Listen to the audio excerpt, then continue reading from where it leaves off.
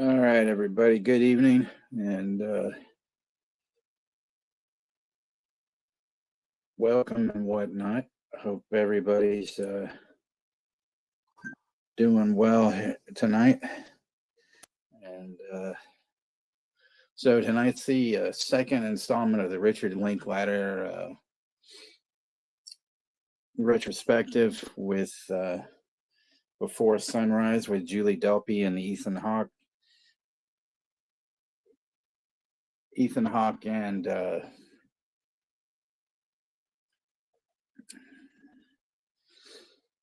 Richard Linklater were good friends, so they both have helped each other out over the years and stuff like that. So it's kind of interesting how their friendship has evolved like over time. This movie that I'm presenting tonight was a good friend of mine's favorite film. I've actually never seen this before. So I'm going in blind, probably with like a lot of you that are actually watching it with me tonight. My friend, unfortunately, has since passed on, but he had told me that this was his favorite movie, so I'm going to check it out. This is actually the first in a trilogy. There was Beyond Sunrise, Beyond Sunset, or I'm sorry, Before Sunrise, Before Sunset, and then Before Midnight. And so, yeah, those are the three. But of course, we're just going to be watching the first. Hopefully, Juno's back next week, I hope. And whatnot. So in the chat we have the man, the myth, the legend, Chester Franklin is in the house. 71 is in the house. Anthony Chobot is in the house. Hope you're doing well, Anthony. And Alan is in the house as well. So far so good. Even though it says we've got 6 people, so a few lurkers, I suppose.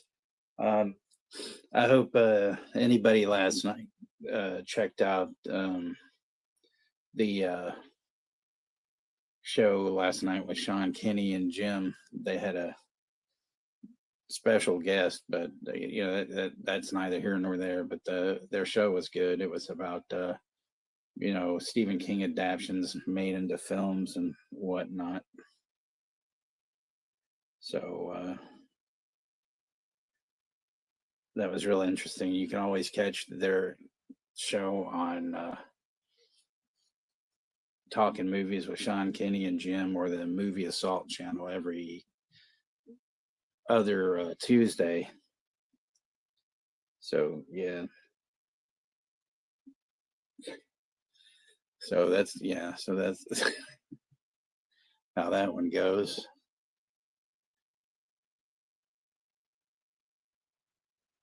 Chester with the first joke was, why did the turkey join a band so he could use his drumsticks? That's a good one, Chester. I like that.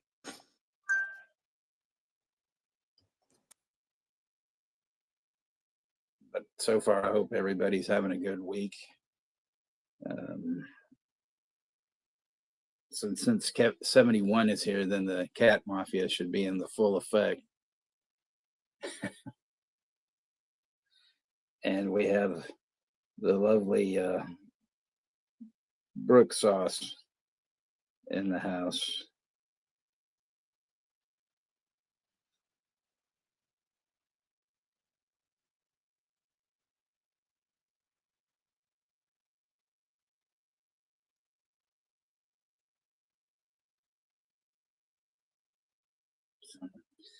But yeah, this isn't, kind of the usual fare that I show, because this is a, kind of, it's not, I wouldn't say it's a romantic comedy, but it is a romantic film. So I should have taken more notes, but I didn't really, I can read a brief synopsis, though. It says an exquisitely understated ode to the thrill of romantic possibility.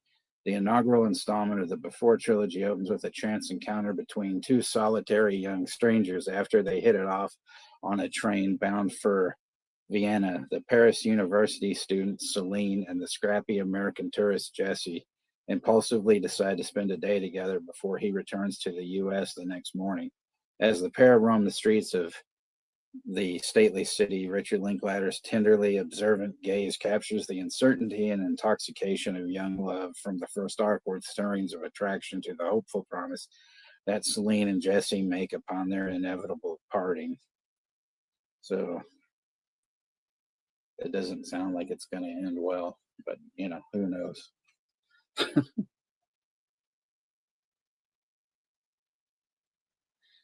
But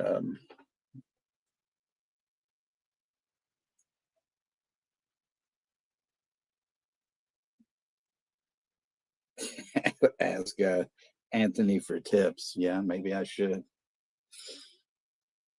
But look for it in your freezer section, everyone.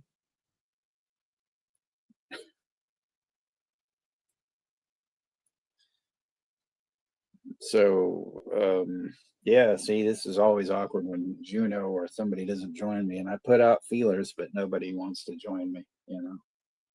But that's okay. I know I'm a ridiculous person and whatnot. Let's see. Specific things that I've watched. I did go last week to see The Toxic Avenger, and then I saw Caught Stealing. Caught Stealing. Toxic Avenger was fucking great. There was no question about that. A lot of Dinklage in it, and then Caught Stealing was good, but it was a bit slow. And so yeah, today I watched Guns Up with Kevin James and Christina Ricci. She's great as always. Kevin James is better when he does these action flicks. It actually had Rusev and Lana in it briefly, which was kind of interesting that they both were in it. He's in it more than she is, and she's got dark hair, which is really strange. But it was decent. It was kind of like a ripoff of Nobody, but with a couple of different twists to it. Stuff. Before Wanrise, that's correct. Why don't skeletons fight each other? Because they don't have the guts. No, they certainly don't.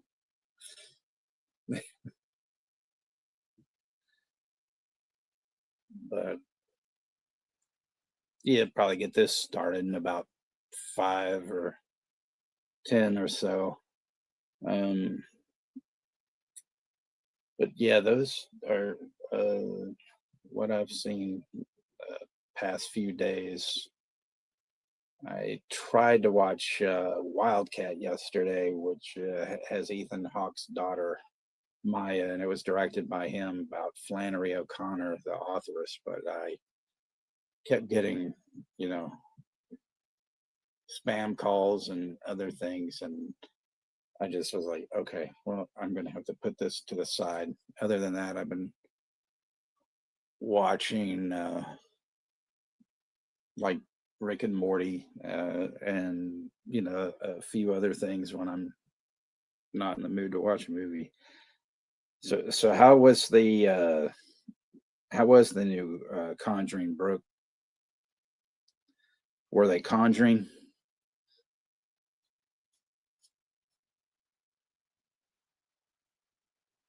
Did Abigail finally, tell them to fuck off?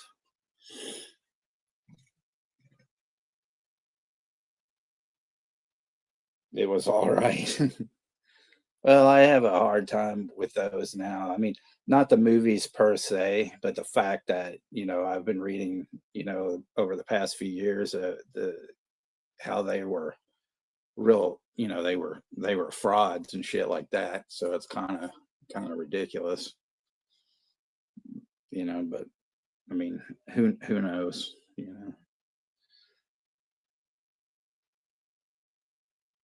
I like, I mean, I like them. Well, the first two I like a lot. The third one was okay. I mean, those other the spin-offs have been like the Nun. I've never seen the second one, but that first one, what a piece of shit. Jimmy and I saw that in the theater when it came out. There was one other person in there that got up and left, and the whole time Jimmy and I were just MSTK3 in it, and stuff. I mean, it was just such a poorly done movie.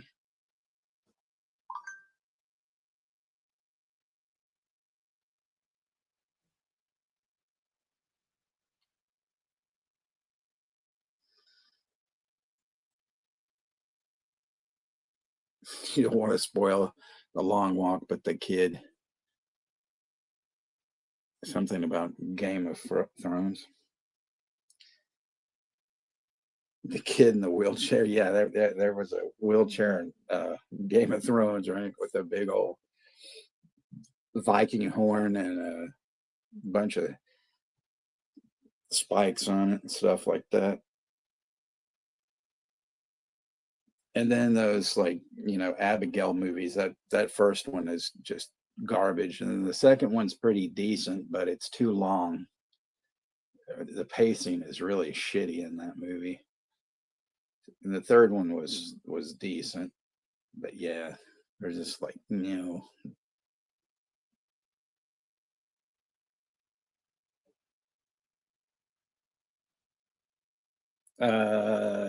it, I think, is there now, Chester. That's what Jim said yesterday or a couple of days ago. But I was trying to find Honey Don't, and that, or whatever the hell that movie's called, and it's not on there yet. So I was pissed. Oh yeah, but speaking of that, don't ever, ever, ever, and I mean never ever, see a movie called Honeydew. It was directed by Steven Spielberg's son or something. It's a couple of years old, but it is such a horrible, horrible fucking piece of shit. And it actually had Lena Dunham in it, and I didn't know that. And if I would have known that before I watched it, I wouldn't have watched it because, well, we're not going to talk about, her and her insidious garbage. And P. Rich is in the house. Oh yeah, P. Rich is the man with the plan, the Hatchet Boys.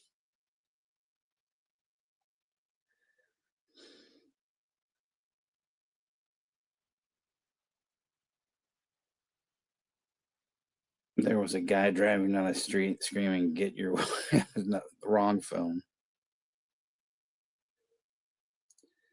I figured Together is really decent because, I mean, I think Dave Franco. I mean, I loved The Rental. I thought The Rental was great. So, and he and Allison Brie are a really good couple, and so I think, they'll make a lot of good movies together, and it's not kind of the um Rob and Sherry zombie kind of situation, type thing, because she was, she's been in a ton of stuff on her own, and so is he, so I can get with that stuff. Want to give a shout out also to Todd Christian, who'll be watching this, hopefully on the replay and everything like that. So that'll be, always cool. And hopefully Dirk and Darren from Subjective Perspective Collective show up tonight. I don't know what they have in store for Sunday. I mean, well, I do sort of, but not their actual show. Other than that, I'm keeping mum about something, but I will send people notices about it. But that should be kind of fun because some revenge is at hand. That's, the first clue that I'll give you. But it's not who you think it is, but it's somebody that, we've mentioned time and time again, and they decided to get a little mouthy with Dirk's wife, which was the wrong thing to do. But that's all I'm going to say. That's all I can say right now. So, yeah. Because like I said, I'm not letting the cat out of the bag, so to speak. But there's a few clues. Yeah, it is sort of a hunting expedition, sort of to say,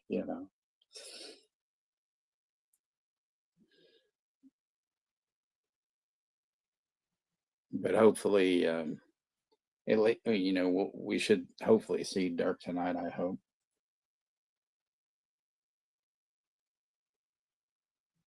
But yeah, thanks to everybody though for showing up and coming out tonight and stuff. Thank you, P. Yes, don't forget to hit the like button. I don't, shill for that, but when you guys do it for me, that's that's good, because apparently I'm a you tickled it. Well, that works too. Apparently, me and my pacemaker. Oh, I think I'm having a. Oh, geez, no, I'm not going to do that, because I don't want, like, somebody's probably actually having a stroke at this minute, and that's the wrong thing to do and say. So no. But there we go. Tickling is fine, and other things, but we won't get into that either. Oh, Brooke, have you seen the Fanta sodas? I know Chester would go for that wild for that pineapple Michael Myers soda, the Halloween soda. And then there's the Chucky soda, and then I guess there's a few more, but they actually have a black phone. I don't know what flavor it is, but they call it the Grabber. It's a bad marketing ploy, especially, the black phone. The guy was, child murder. I don't really think that should be promoted as a soda. Just my opinion.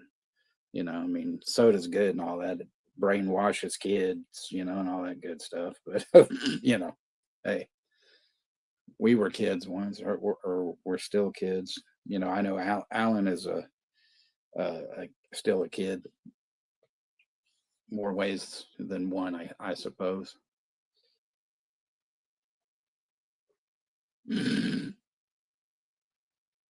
Yeah, people are reviewing them and everything. I mean, I haven't seen them, but I've actually been to a store to look for them. But it's kind of weird. I mean, I don't care that they're throwing out different stuff for spooky season and all that, but I just find a soda that promotes child killing, it's a little fucked up. I mean, they could have like a Cannibal Holocaust one, with real cannibal, or something like that.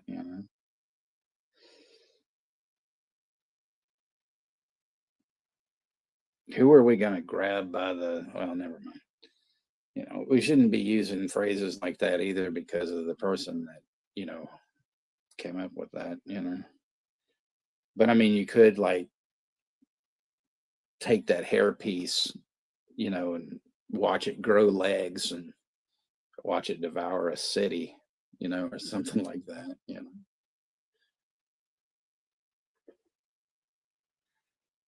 Get it at the Chinese food place, but heavy tariffs. Shitty Walk pop-up store. Take your order. Yeah, that'll be $85. That Yeah, if any of you hadn't seen that last episode of South Park, I highly recommend it. That's, you know, it was amazing. It was the best one yet. And then, there's, the next one will be next week. I hate that they keep doing this every other week. I would rather, at least have, one a week. But it's, it was really good.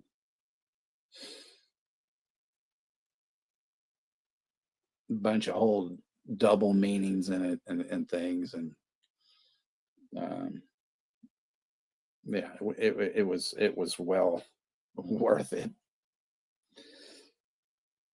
But yeah, I guess I'll go ahead and get this thing started. Oh, P, you got to watch the new season. The new season is amazing.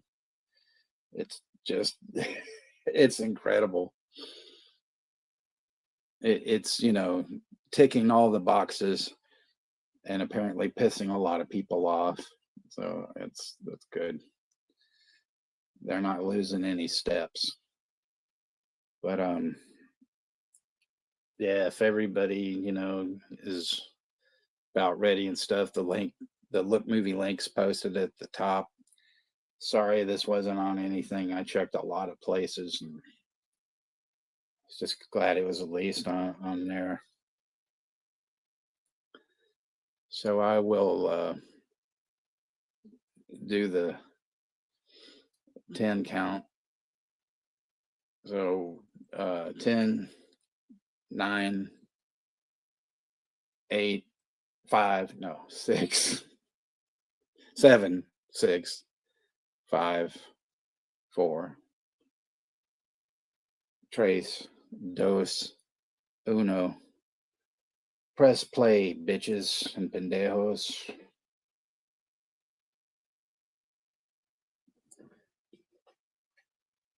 Something like that. If I can actually get my player to work. Okay, good job.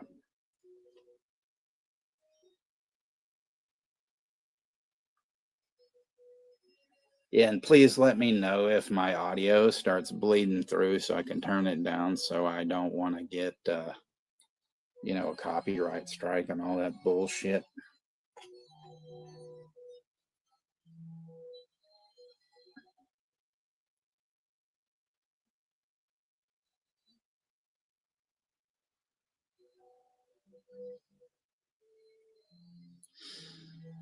The last episode of Sexter. Oh, there you go.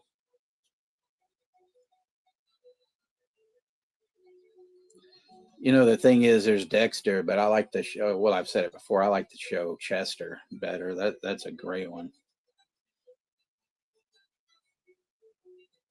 He knows how to get rid of the bodies. Yeah.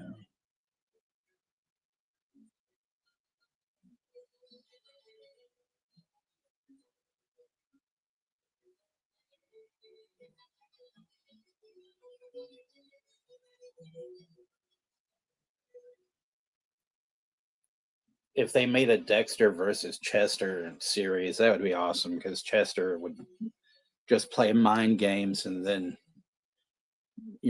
rip him to pieces. Bye, Dexter.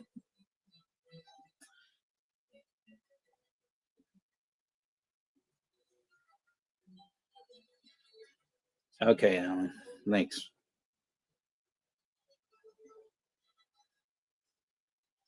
How's that? Is that better?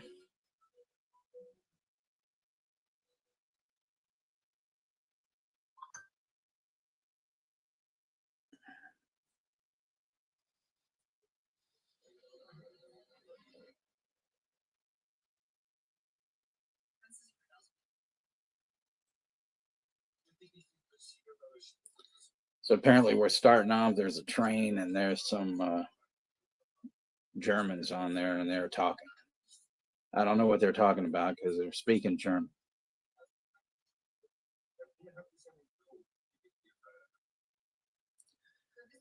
Knowing the Germans, they're talking about probably drinking beer, um, burning churches, and farting in people's faces, or bratwurst or something like that. Oh, this guy just pissed his wife off, and she grabbed her his paper. So it's enough to piss Julie Delpy off that she's moving from her seat to another seat. And there we see Ethan Hawke. He's reading a book.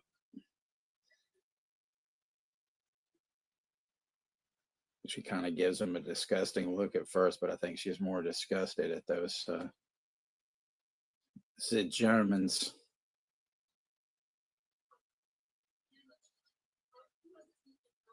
Oh, now the wife's pissed. She's got up. She's going somewhere. The husband's trailing her.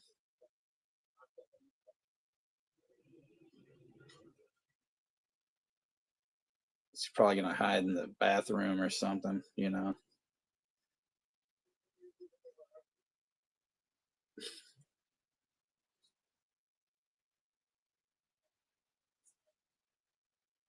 So Ethan Hawke asked her, Julie Delpy, what they were arguing about. She said that her German's not very good.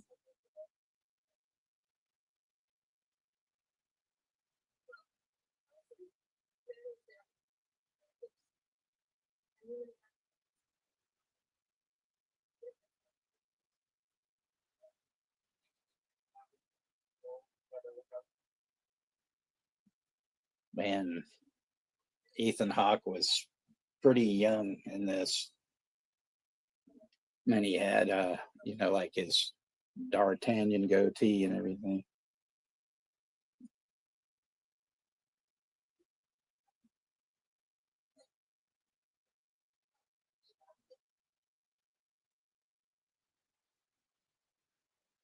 Yeah, here's Dirk. Oh, okay, cool.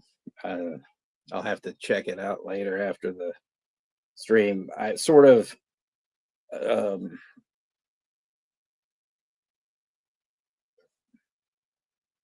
what? Start the movie Twin. What the fuck? I don't know what that means. Anyway, so anyway, Dirk, as I was saying, I set the I kind of mentioned, well, I mentioned your show as I always do, and I have no clue what it's about. I said there would be something afterwards, you know, through a few clues, but I didn't say anything about, you know, exactly what it is and what it was. Just, you know, but I said, I think most people can figure it out. Just that somebody was being mouthy and they made the wrong mistake to talk to your wife the way that they did. So that's all I said. Now, something about he says he took 4 years of French in high school, and then but yeah, I kind of lost the plot there.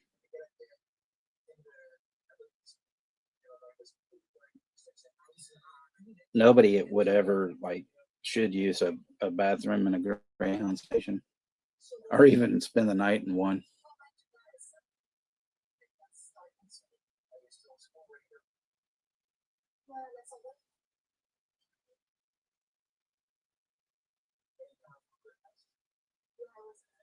So apparently she was visiting her grandmother in Budapest, and she goes to school in the Sorbonne. I don't know what a Sorbonne is, but, you know, must be some kind of thing. So he's, but anyway, yeah, they're traveling to Vienna and all that.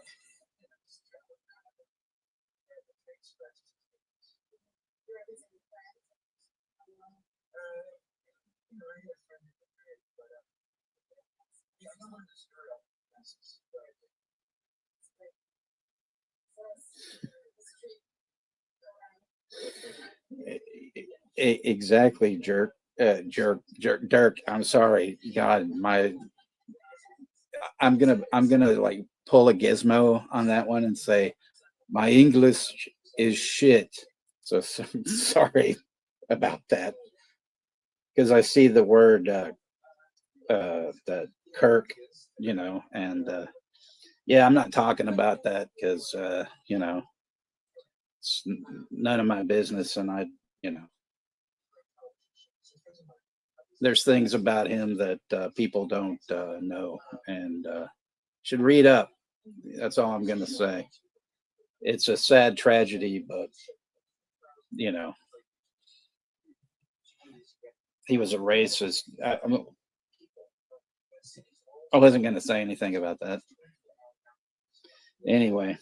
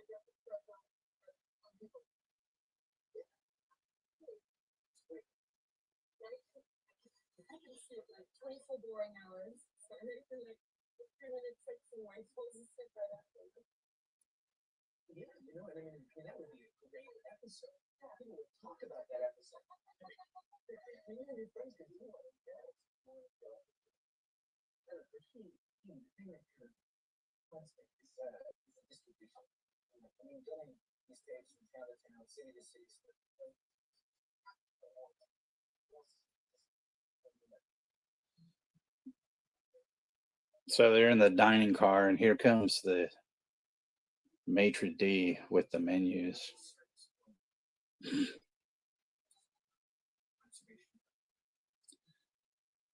He basically made an observation saying that Europe is not service oriented or whatever.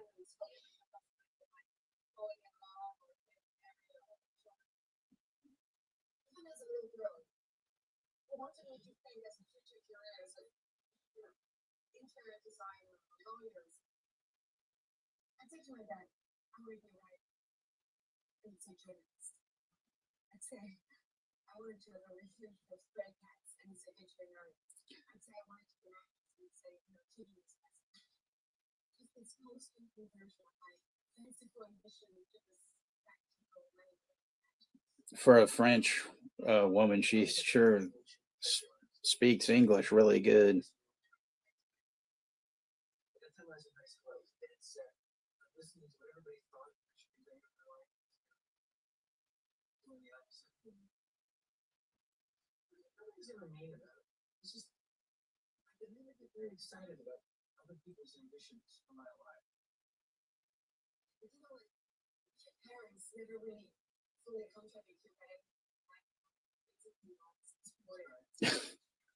Is the volume that loud, really?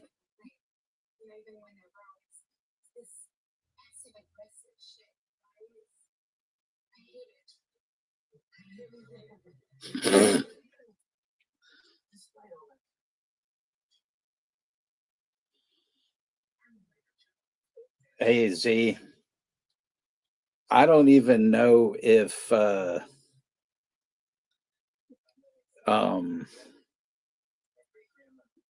she's even around, anymore. But I mean, not that it's any of my business, and I don't know, I'm trying to stay clear of all that.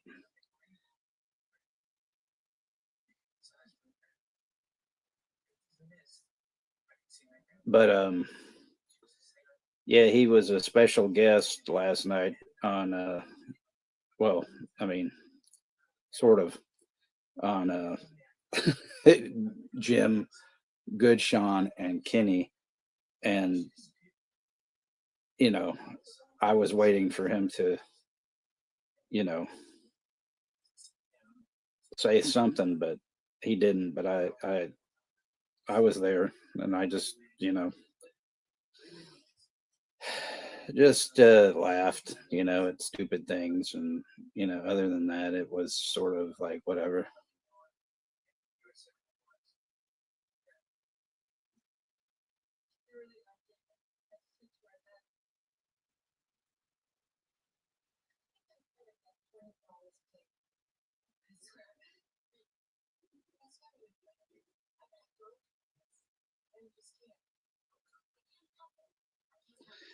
Yeah, me too. I totally agree.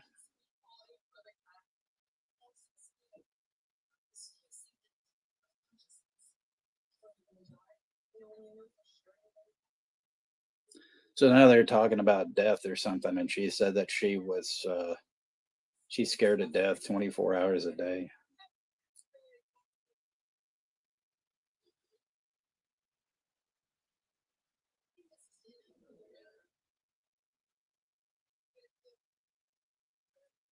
I wonder, like, when you go to Vienna, like, if they serve you sausages right when you get off the train and stuff.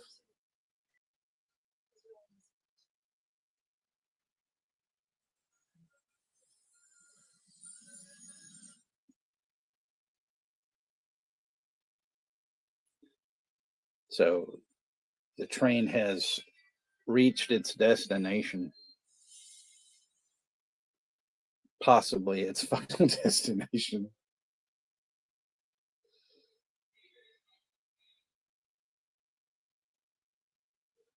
Yes, politics, exactly.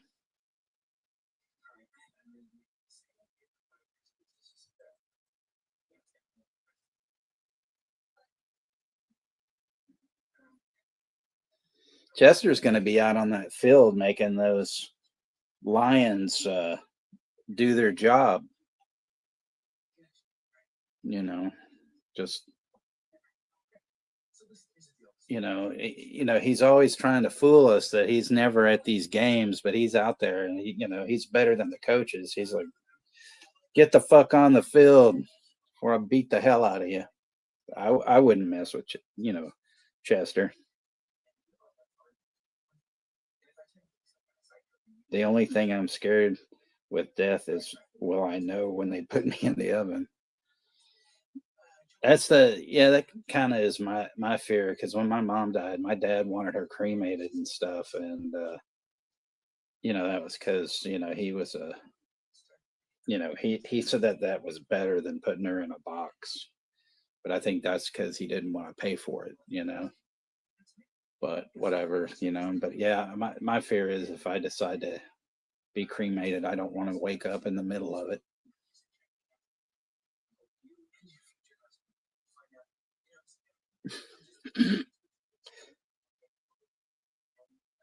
Foot long sausage party, $5 a long time.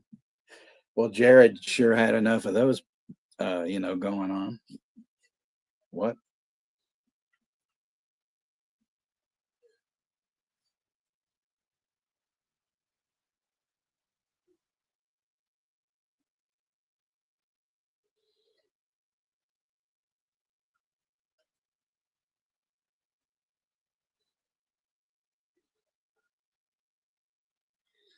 I saw that look. She had reservations about getting off the train with him and all that.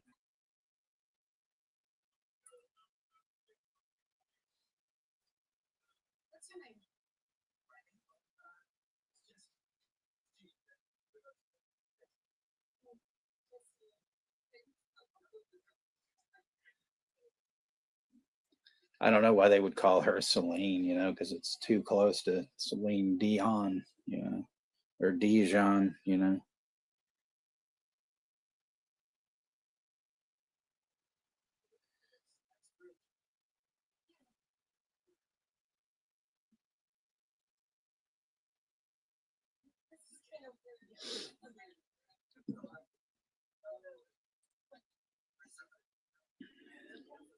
I mean, the only thing I can say about my mom being cremated and stuff was that I didn't have to carry a fucking, box like I did when my great grandparents went, my grandfather went, and when my um great grandparents, grandfather, grandmother. I don't think I carried my uncle's casket. If I did, I don't remember. That was one of the worst funerals I'd ever been to, because he was married to this Filipino woman, and their funerals are real fucked up. They have an open casket, and they take pictures of you in front of the fucking casket with with the dead and shit. Like, that's supposed to fucking mean something. I thought it was, to them they say that's like a respect thing. To me, I'm the exact opposite. I thought it was very disrespectful.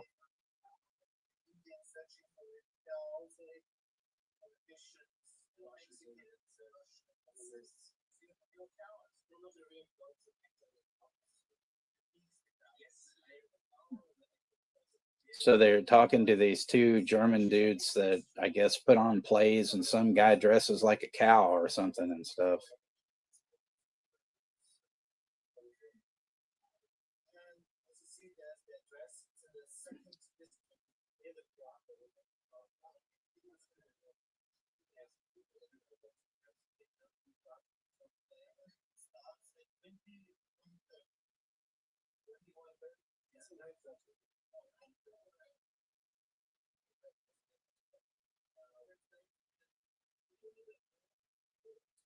It translates as "Bring me the horns of Wilmington's cow."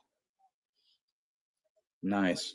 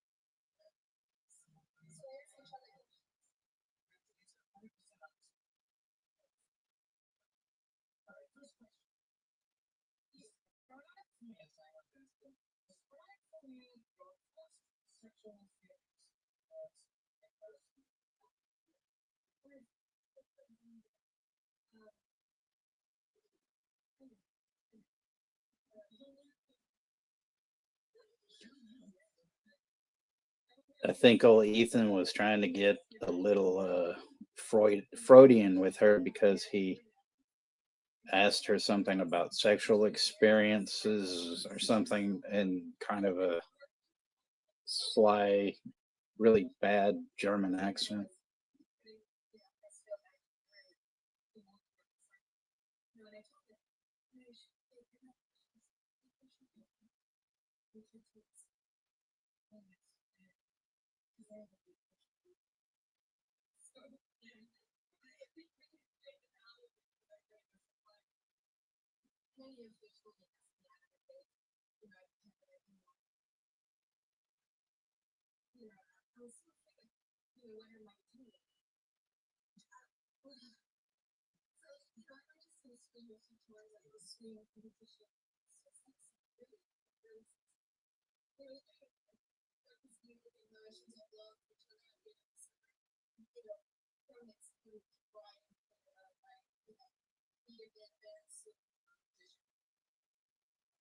Why did the chicken cross the playground to get to the other side? Yeah, so he could get on the swings and the seesaw.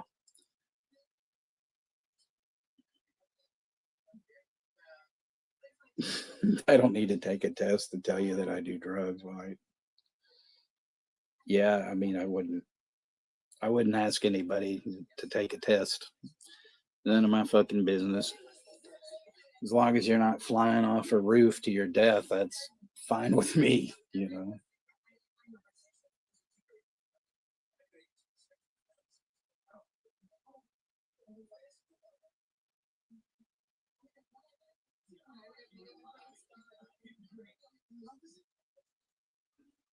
So basically, he's trying to say sexual feelings is different to talk about than like love, because love is harder to talk about.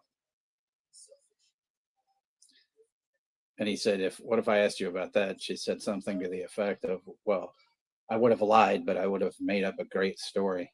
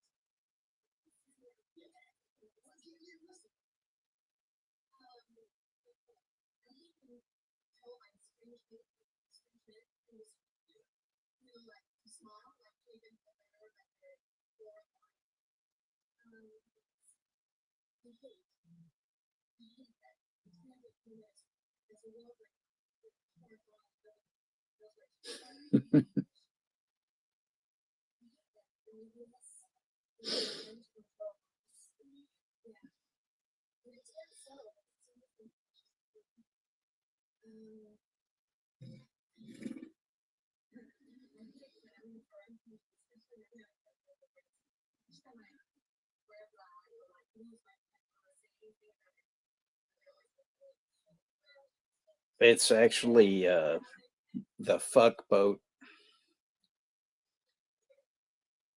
I mean, it's pretty much all they, were on that show for.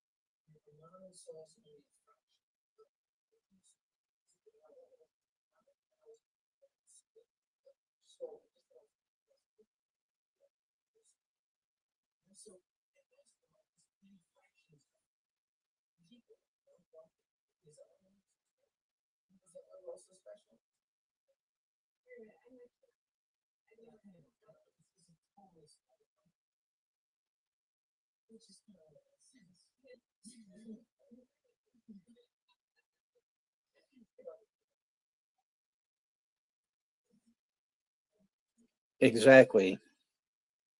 It's except that it is come aboard. What was it? The lyrics that I had to it were come aboard, we're going to fuck you too. That was what it was. Yeah.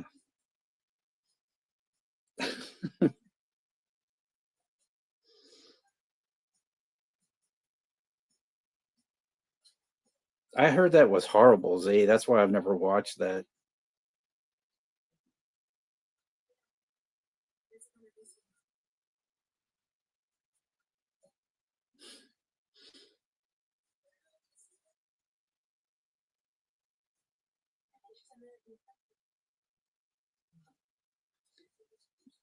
So now they're in a record store in Vienna, which is not.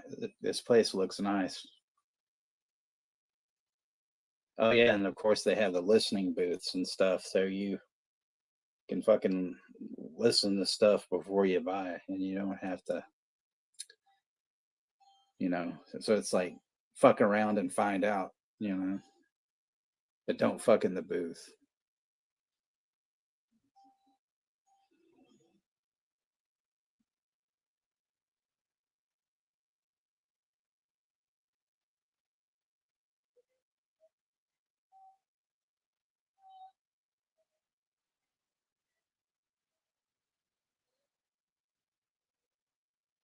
Jason takes the fuck boat. Yeah.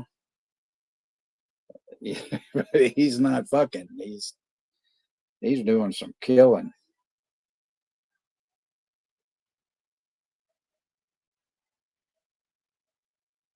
Well, I'm gonna have to watch it. Finally, watch it. Z on your review there.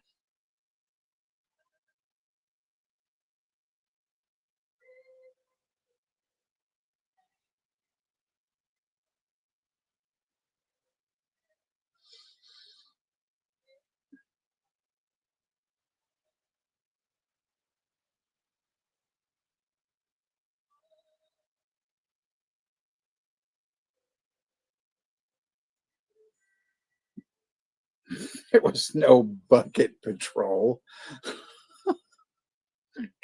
Fuck. Hey, Johnny, he's doing something, or he's trying to sell some screenplays or something, you know.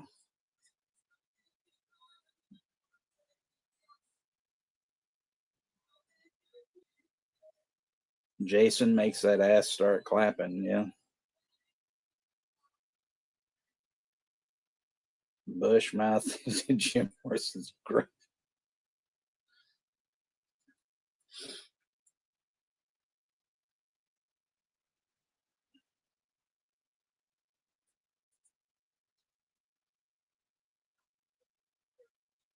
Yeah, that was the place.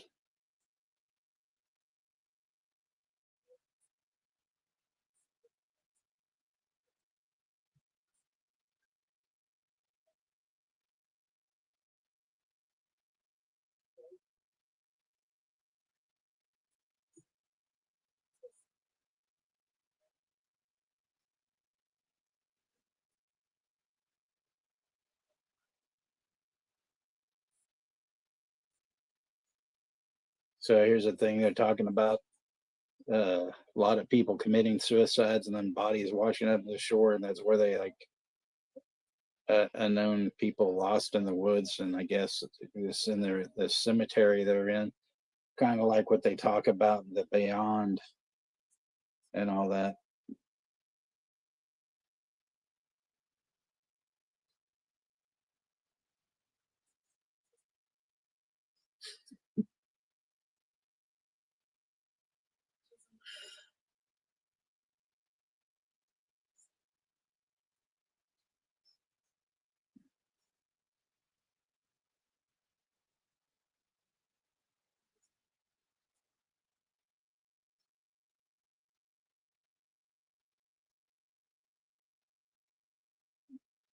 Yeah, I don't understand how people, she just mentioned some girl, she said, she died at 13 and I'm 10 years older or something like that. It's like, well, yeah, I mean, it's not like she's gonna fucking age because she's like fucking dust, or dirt or whatever the fuck.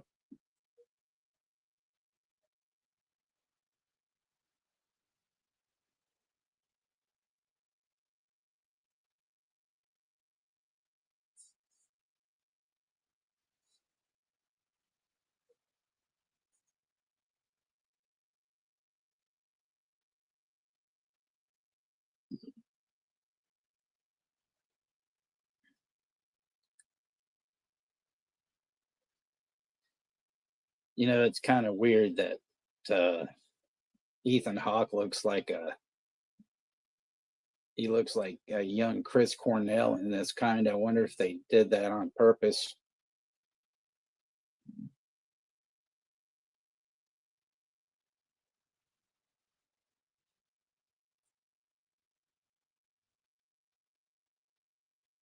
Cult of fuck.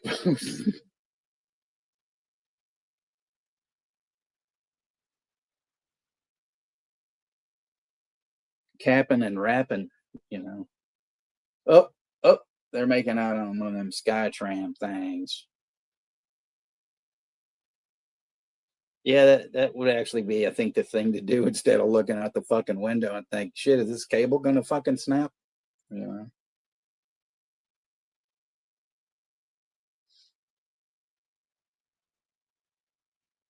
Theodore Fuckboat. Yeah. I think I went to high school with that guy. What's it called, Z?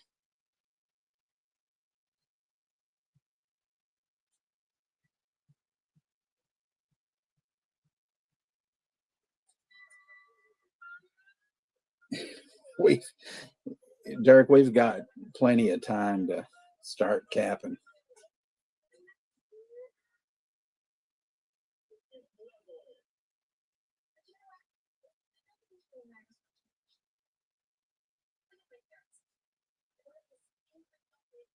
Ashton Luck, but yeah, the lowdown. Okay, I'll take a look at it.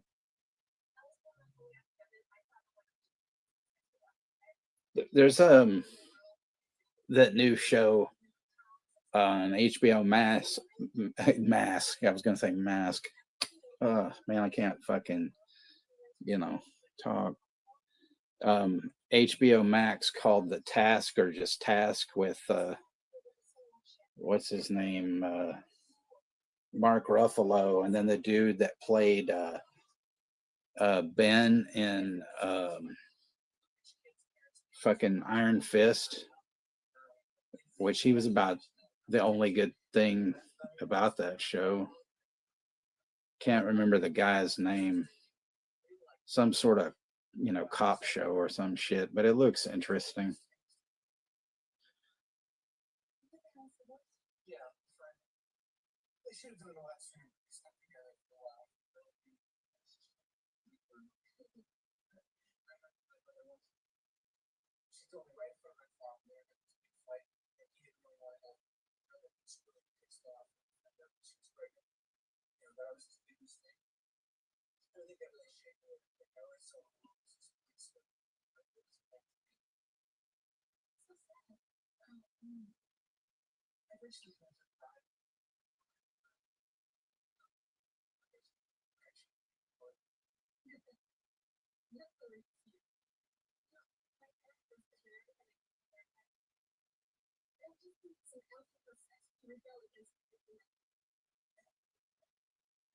Iron Fist equals hemorrhoid. Don't shrink and drive, exactly. It's going to be a donkey barbecue, that's right.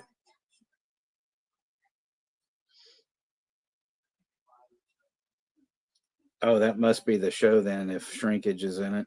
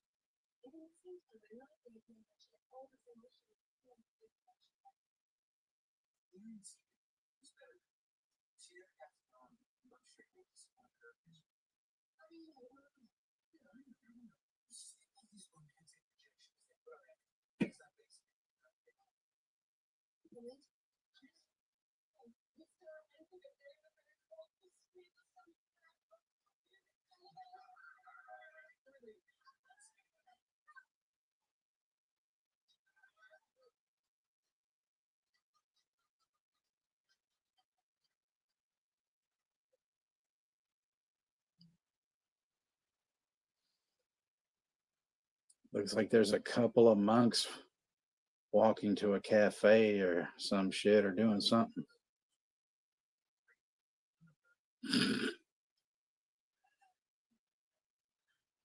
He's kind of mocking what their conversation would be. Hey, Hans, I don't have any underwear under this robe. Things like that.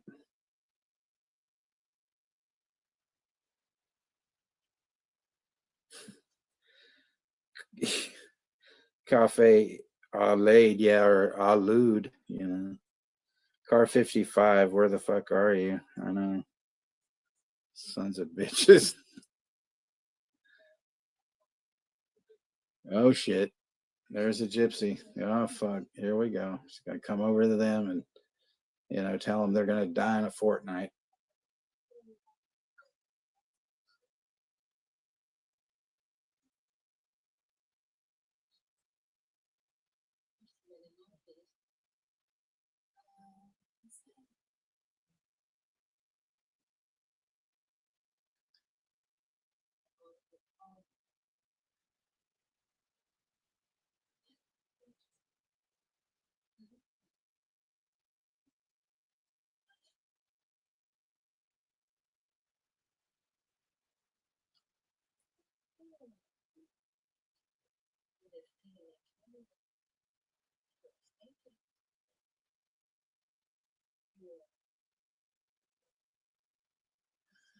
This bitch is gonna be like, telling her that she's gonna go all thinner on her or some shit.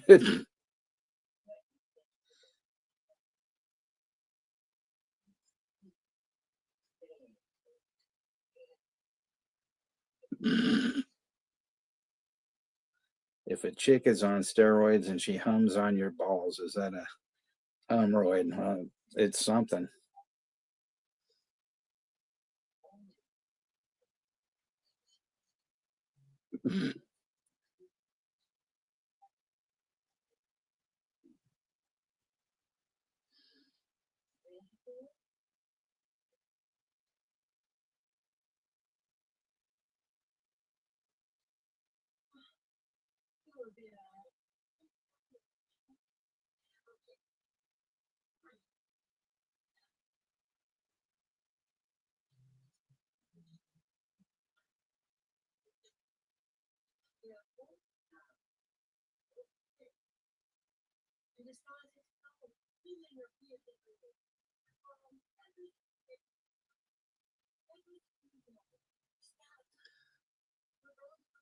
Apparently, everything we know is stardust, so don't forget that we're stardust.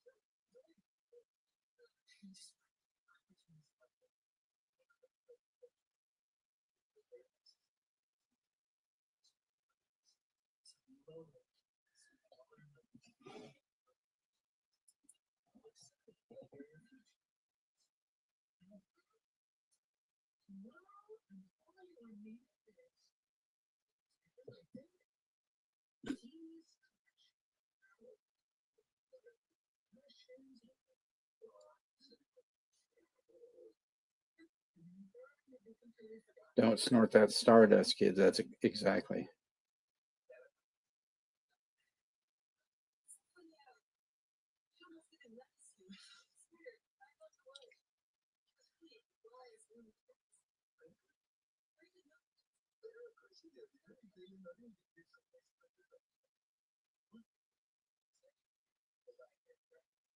At one point, I took some what they were called meditation classes, and they taught me, well, and everybody else, how to do what they called a rose reading.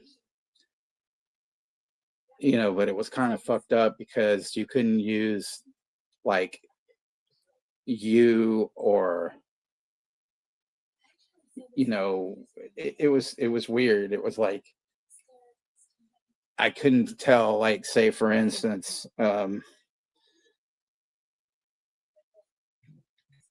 like if I said Zodiac, I see you killing a man or something. I couldn't, they're like, you can't say I see, so it was basically I just have to say, you know, there's a dead man or something stupid, and it's like, well, that's not, what I see, because they didn't want to have you clarify it if it didn't happen or something like that. So you had to be sort of ambiguous about things. It was strange as shit. I mean, I don't know. It was weird. It was a weird time in my life.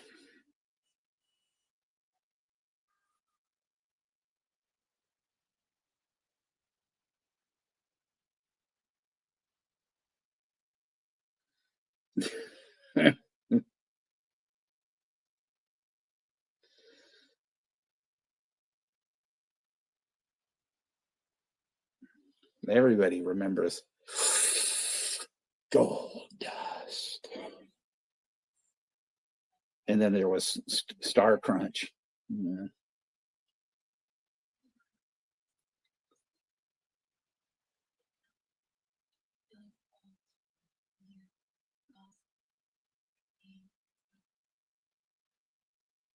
Man, they're going all over this fucking city.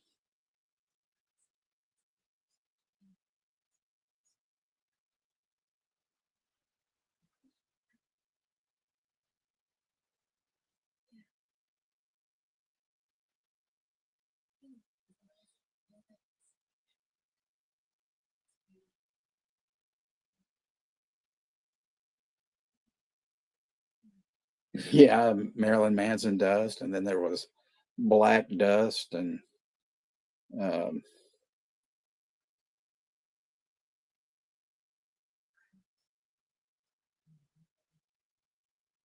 there's a lot of different dusts.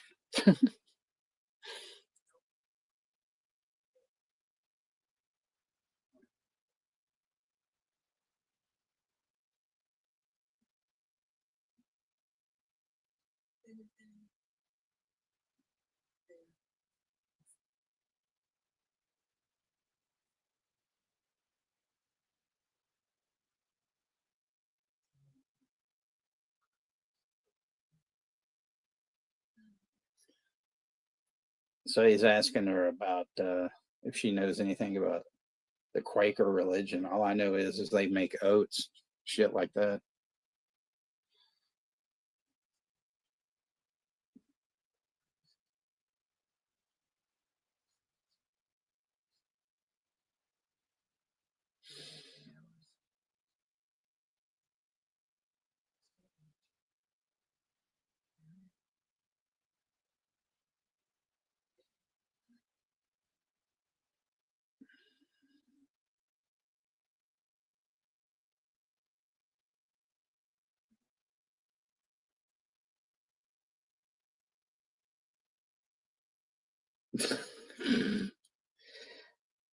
I don't see how you remember all these memories that I don't remember.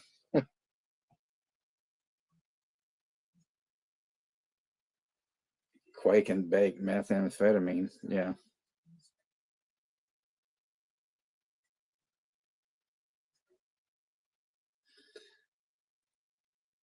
That usual, I'll be right back.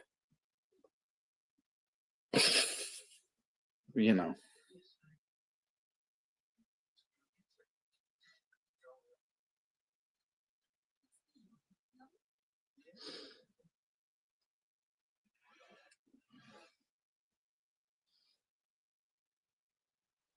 Oh yeah, Z, that Charlie Sheen thing came out today. So it's two parts. Both parts are about almost an hour and a half each. People need to stop messing around because we're too busy mething in this town.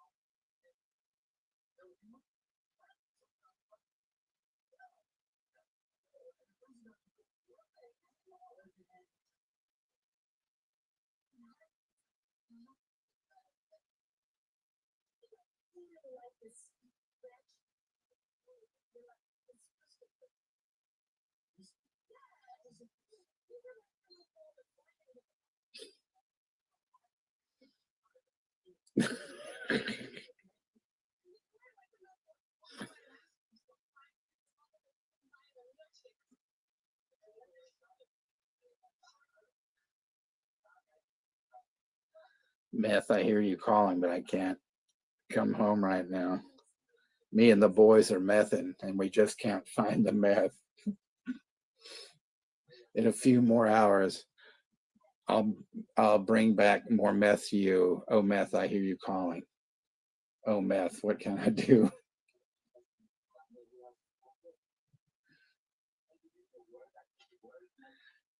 Actually, that's funny you bring that up because there was, well, the band that was in last week's movie in Slacker, Ed Hall, I believe it was Ed Hall.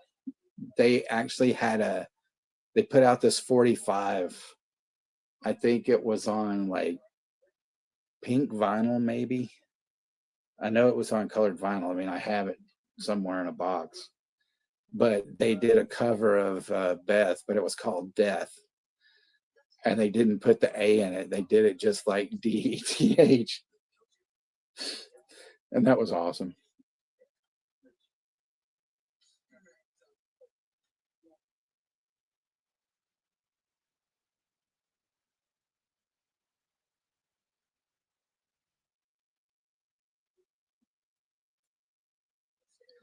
Meth Brundle, yeah. Juno, he's doing something, you know. Crack to the future, yeah.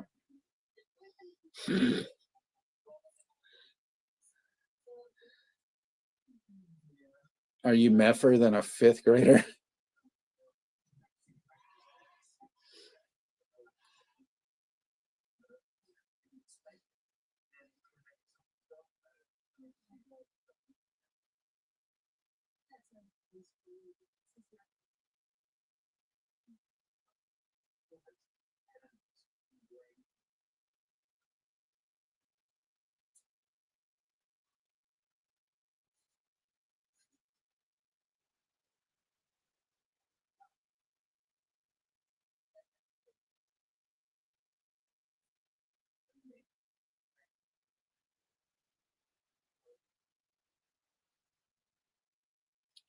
So they meet a guy that writes poetry. You just give him a word and he'll come up with it. So the word was milkshake, which was better than him writing a poem about meth or something.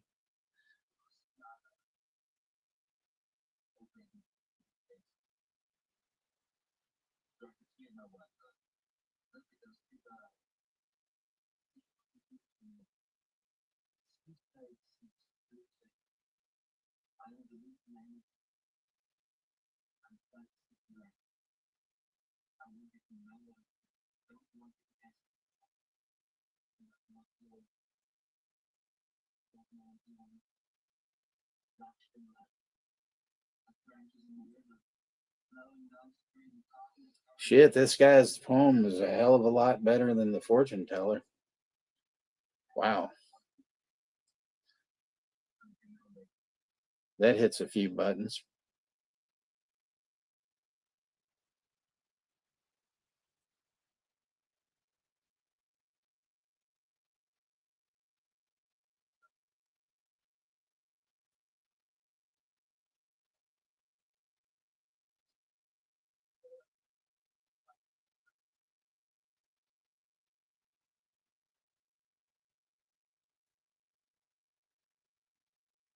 That's actually pretty savvy, you know, instead of just, you know, bumming change for beer or some shit, you write people poems.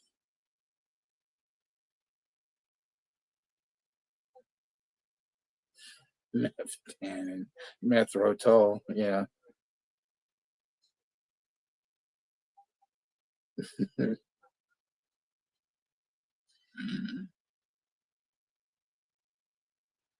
Oh man, that is such a great movie, Lucky Grandma.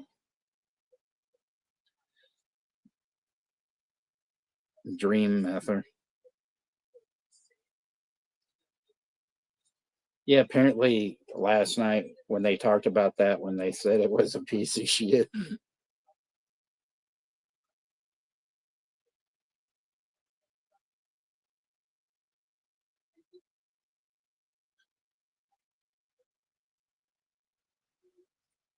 Yeah, I should have kind of probably watched this before I, you know, since this is a first time watch, but I like to do that, you know, but it's kind of hard to concentrate on that and have this great conversation with everybody though. See, it's funny, Z, like Oh, I mean, I've never seen it, but that's what, they were talking about last night, said it wasn't that good, but, I trust you more than I trust like a lot of people, so I'm not really.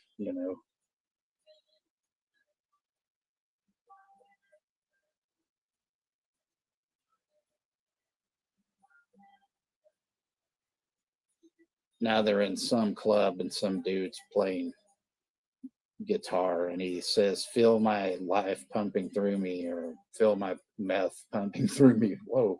There you go.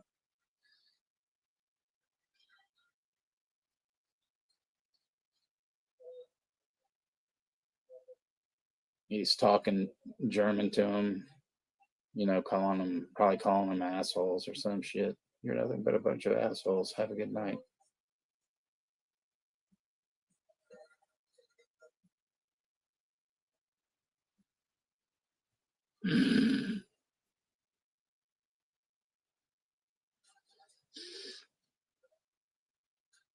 There were some of Alan and we've talked about some of the lost episodes of Leave It to Beaver, and that was one of them. Then there was the one where they caught Whitey and he, you know, went fooling around with Gus the fireman. Turned out old Gus was a pedo.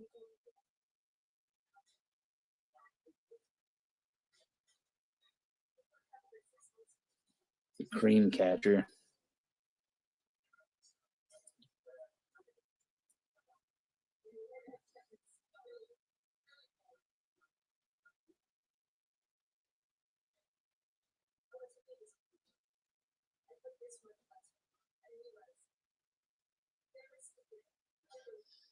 Scream catcher.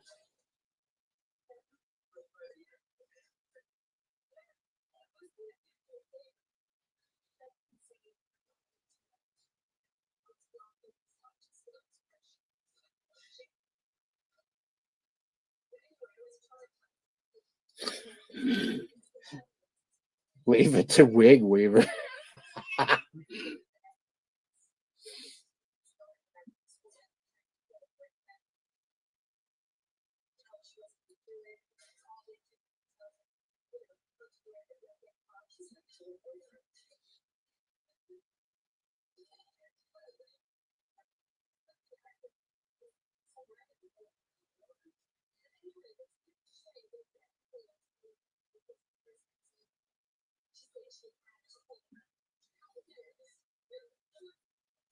Smells like like 7 layers that Beaver's been eating Taco Bell.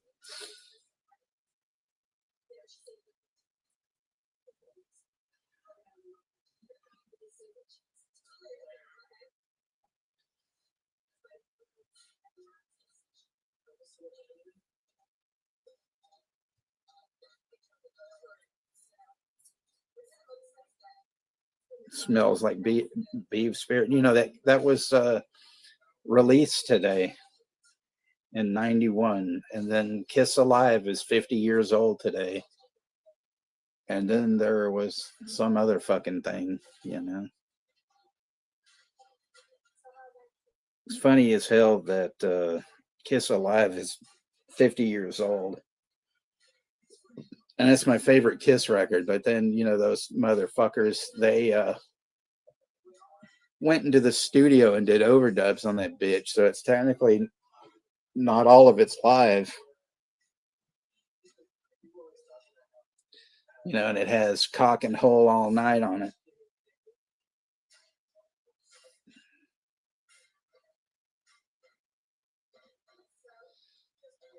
Yeah, but the bullshit with Kiss Alive 2 was that they originally it was 4 live sides, and there were some pressings that got out, but like for some reason they felt like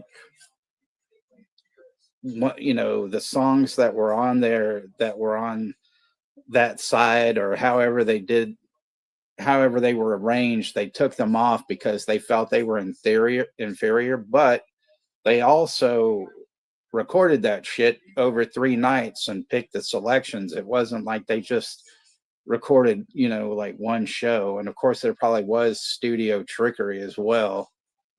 And then they decided, to do those five new songs or whatever that were, some were okay, and but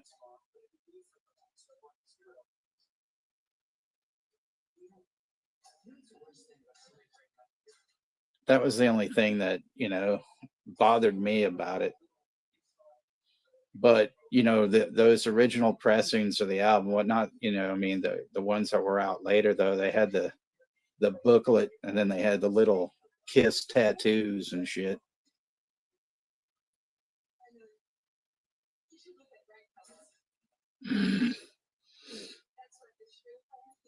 So I don't know about that, about core gum, wig empty.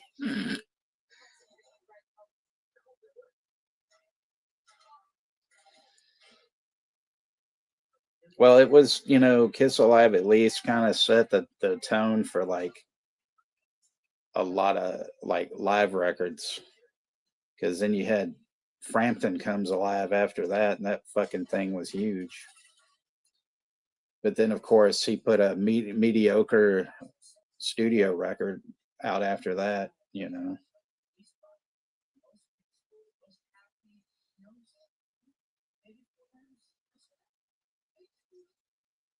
Yeah, that Kiss little love gun thing in there. Yeah. They were always putting gimmicks in their fucking records and stuff.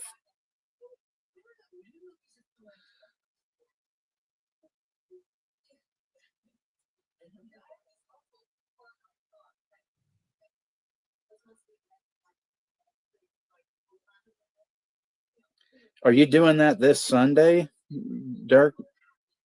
When is that happening? Because I'd have like, I don't know if my phone could last that long. Because if we have that, that special afterwards, the um, barbecue special. Oh man, I may have to sit that one out and watch it on the TV. I would actually love to do it, but well, maybe I can do it on the tablet or something, and then save the phone for the other one or whatever. Yeah, let me just see how it goes, and then I'll let you know.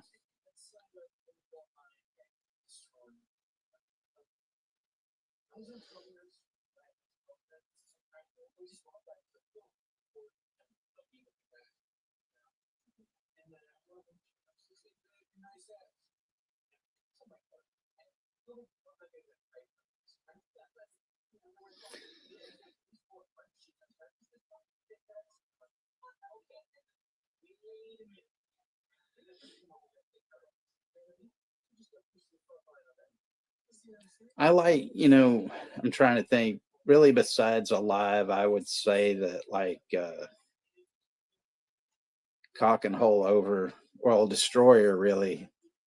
Actually, those three, I guess, Destroyer and Cock and Hole over, and then Glove Bun. Yeah, those are really the pinnacle, man. Once, goddamn, when they put that Unmasked out, oh, oh God.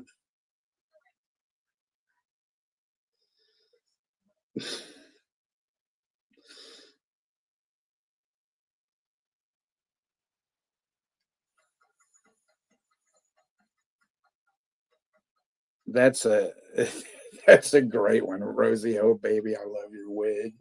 And then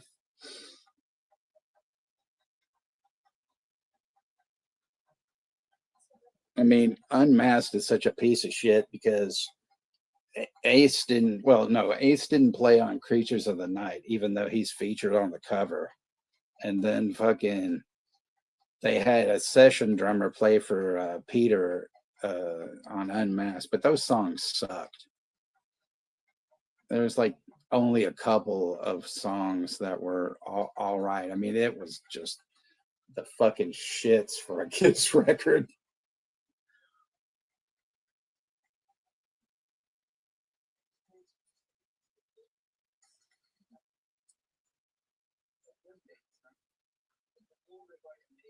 So they just watched a belly dancer and stuff like that.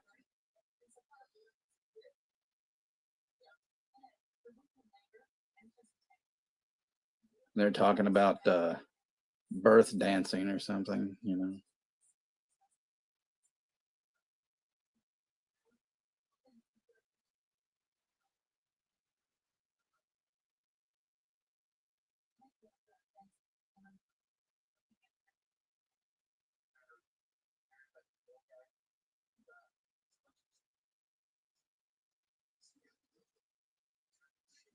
No, I've never heard that, Dirk.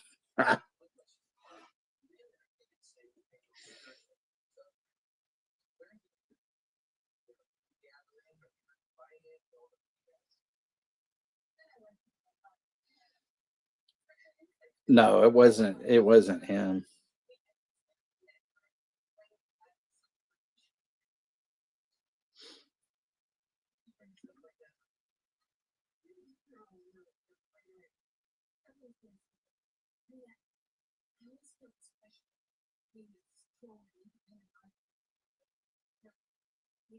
Getting piggy with it. There you go.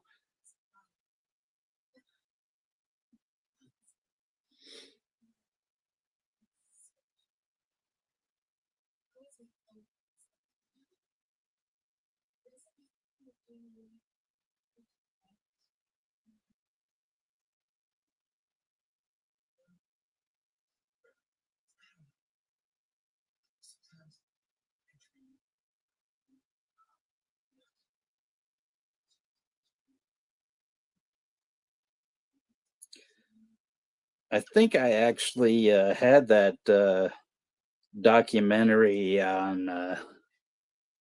Is that the one that's narrated by like Matt Penfield? Because I had one that had when they did that reunion tour and stuff.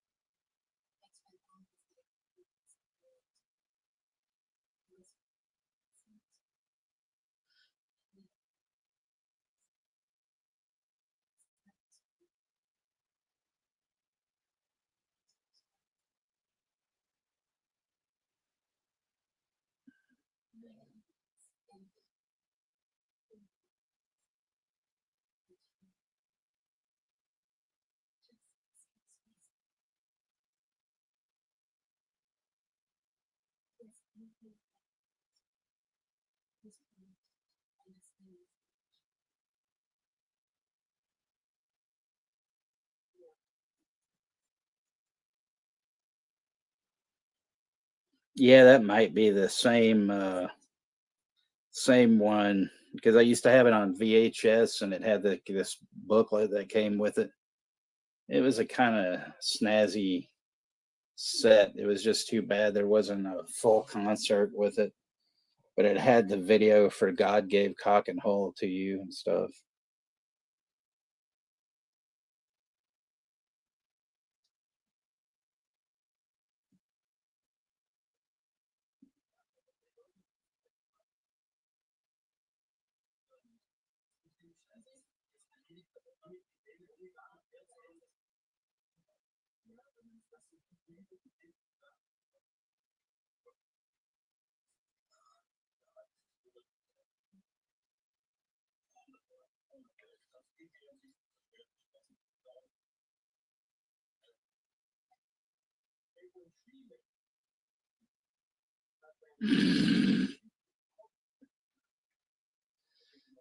Paul Stanley and his wigs, you know.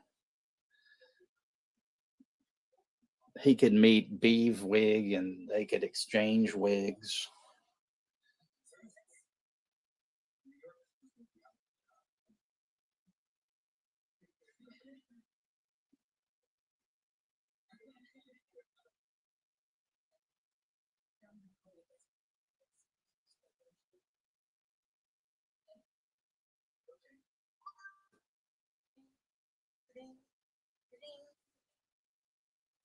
Jamie Lee Curtis wig, yeah.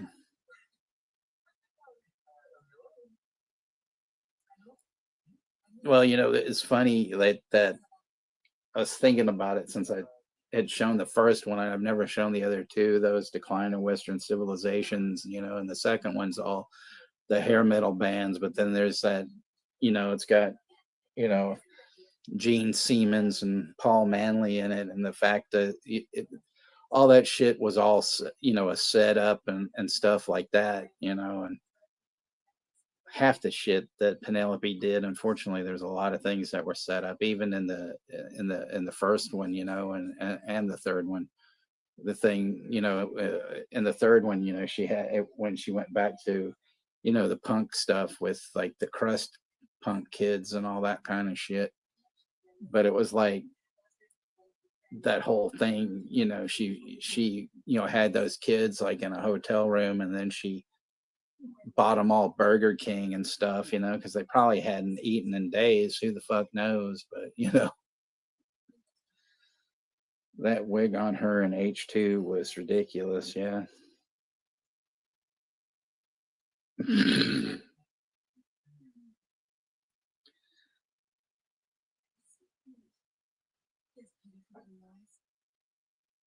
Well, in Germany, the KISS, the SS, and the logo is banned.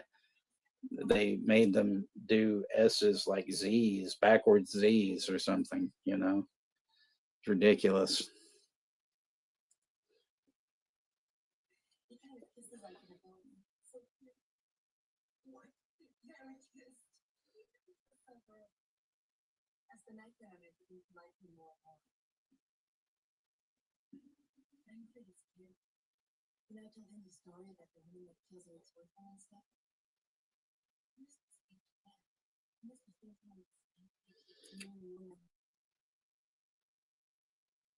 There was a really funny interview with Michael Stipe one time where somebody asked him, they said, "What's your favorite kiss?" Like that. It wasn't like, it wasn't about them. They said, "What's your favorite kiss?" And he said, "Ace Frehley," which I thought was fucking hilarious.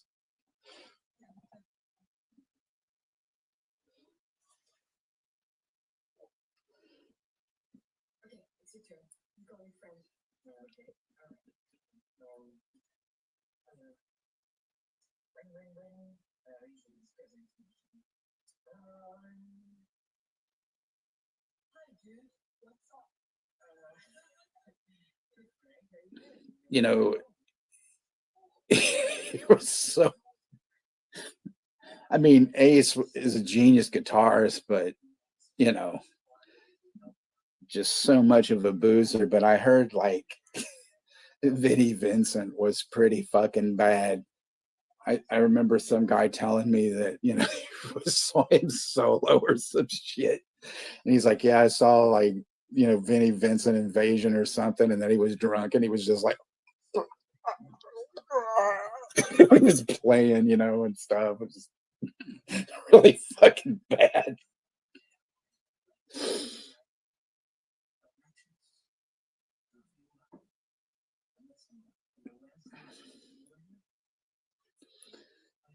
Beaver wigs, where have we gone, from spaghetti wigs to beaver wigs?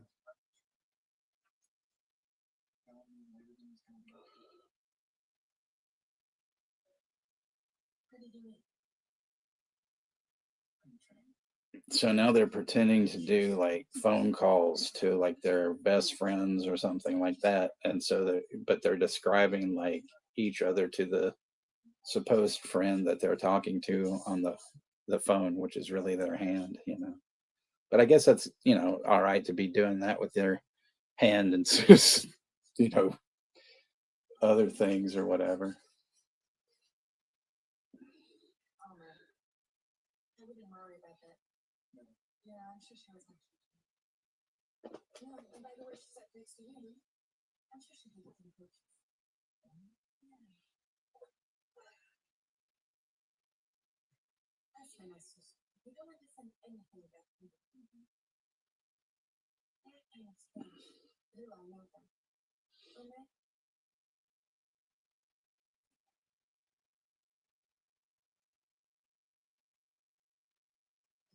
The puby breasts.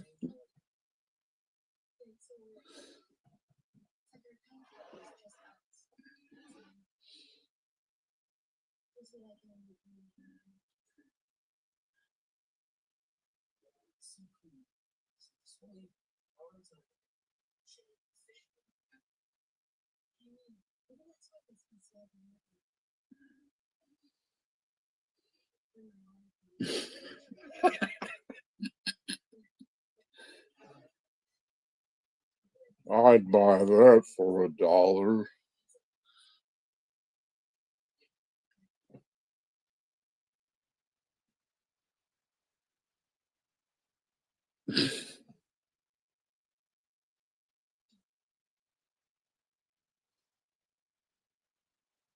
That wig was $1. That's not a wig, that's an earwig.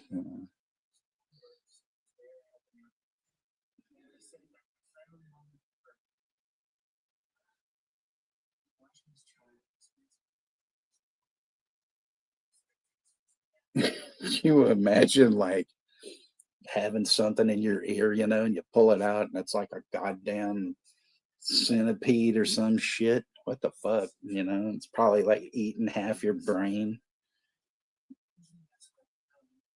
See that shit to me is kind of scary.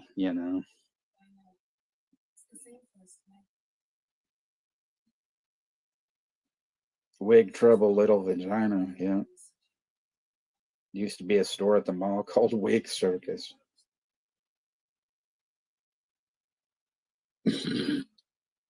Jug dish,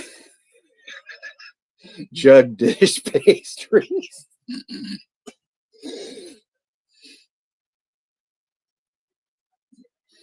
Alan calls me yesterday and he goes, "Hello, this is your friend Jugdish from high school. Do you remember me? I remember you."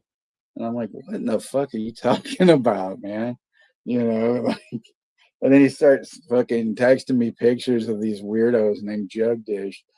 So, so today, thank God I didn't have that many spam calls because a lot of them were just one ring, and shit. So I get this one though, and this guy, you know, I can hear people in the background, and he's not saying anything, and I'm like, "Hello, hello," that really pisses me off. And so finally, he's like, "Hello, my name is Paul, and I am calling from the healthcare center." And he's like, "How are you?" And I said, "Paul, get Jugdish on the phone." He's like, "What?" I go, "Jugdish. I know he works there. Get him on the phone." He goes, I'm sorry, I don't know this Jugdish." I go, "Yes, you do, you curry eating bastard." And then he hung up on me and stuff.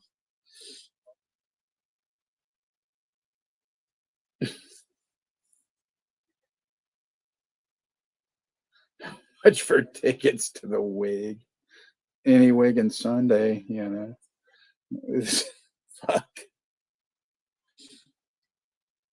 Yeah, I think this month, I should just do a random stream, and we'll just, bullshit and talk and stuff.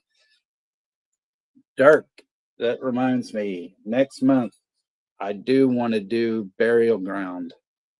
So you tell me the day and when, Darren, because I know it's not late for you, but I know it is for Darren. So we got to do something around his time thing. But I definitely want to do Burial Ground next month for Satan Eve or whatever the fuck we call this now, stuff.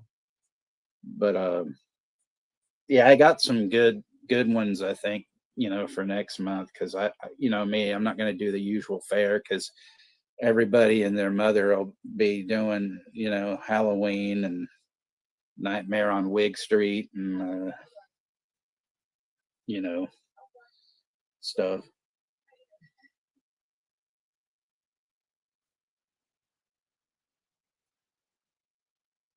Wig Hard, the Jen Cox story. I no idea. I've never heard of that.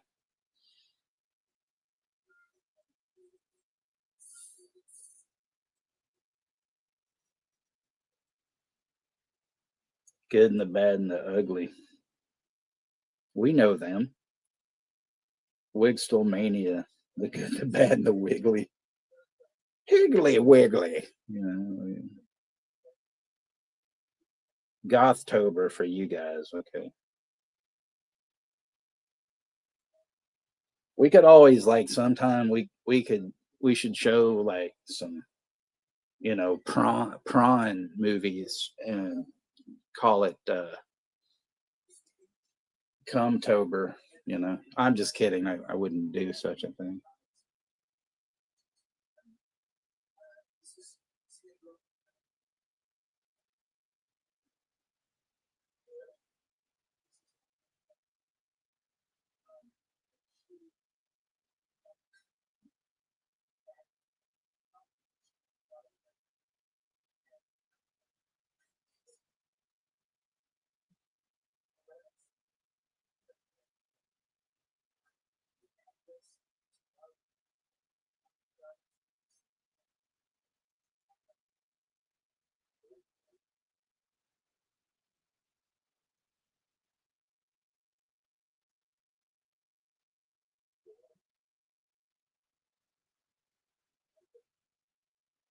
The bartender's gonna give him a bottle of red wine, and he's promising to send him the money, and she's stealing the wine glasses. I guess they're gonna have it somewhere.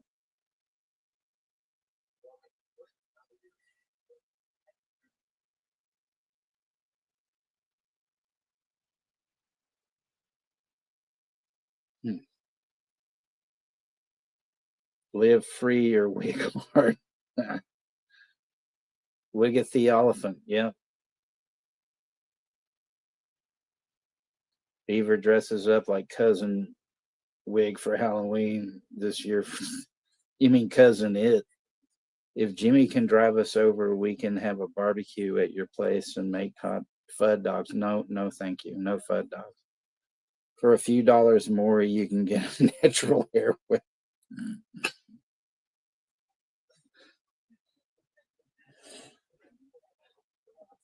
Remember that Sinatra song, "The Summer Wig was all we had." That summer wig, it looked good on a pig.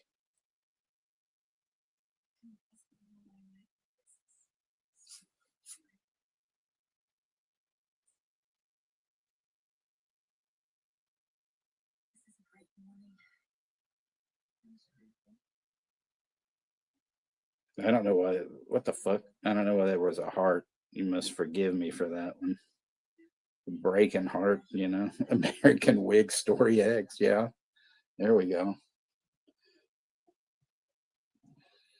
It's not a skinhead, it's a wig head. Look out,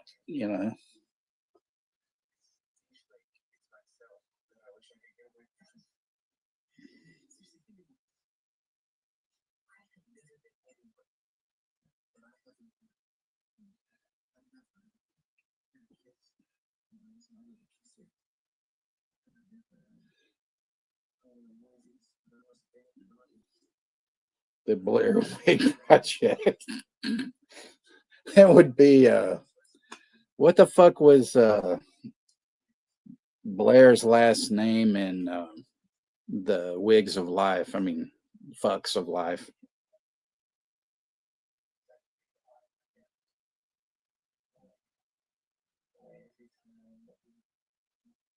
The Hair Wig Project.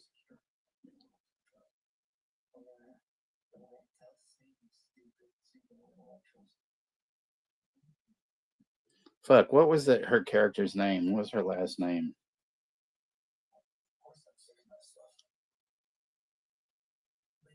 Chester, you're the encyclopedia. Look it up, please. Blair, Lisa Welchel from the Fucks of Life. I can't think of her fucking last name.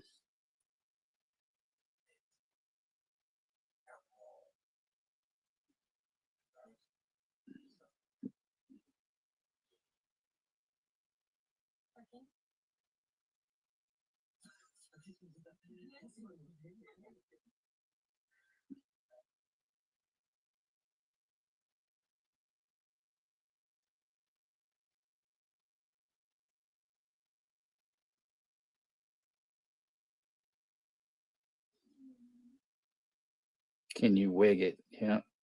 The fucks of life, exactly. Wig Academy. Even Alan, you would be snappy with these answers. What the fuck is her last name?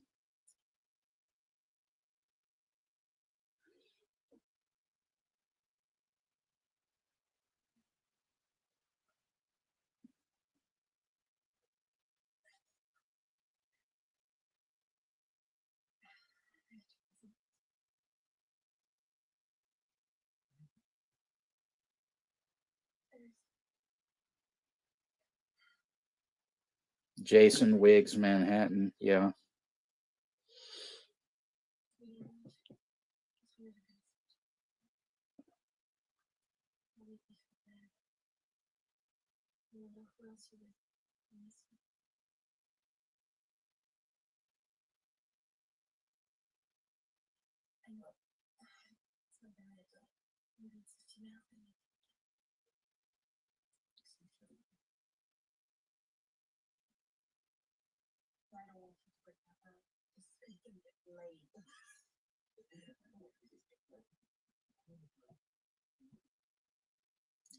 Wig and Wigger.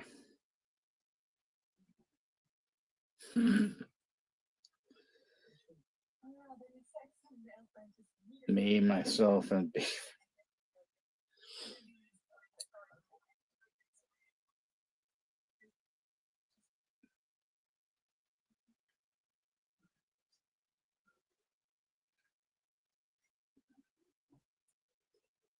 Blair Warner. Okay, yes, that's the.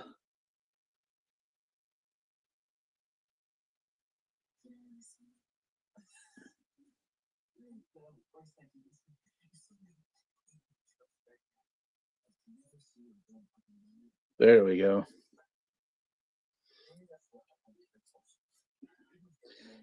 Speaking of interesting, fun facts, I did discover last week that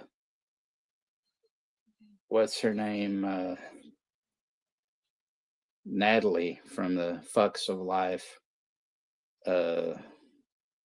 Mindy Cohn head. She sang background vocals on Michael Jackson's PYT song, Pretty Young Wig thing or whatever. Kind of interesting, wiggy wise. Yeah, Wig Ventura Beaver.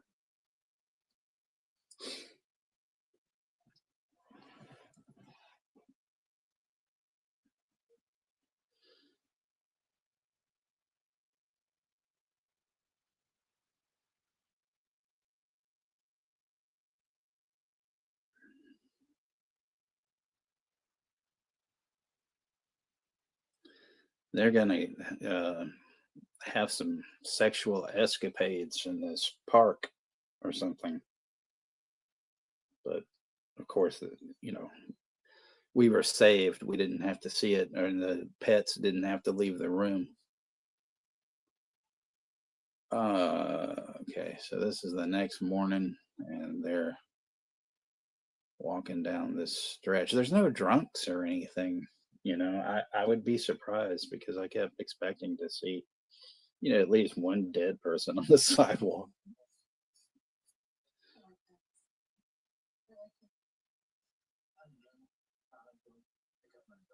Wig Van Winkle. Yeah.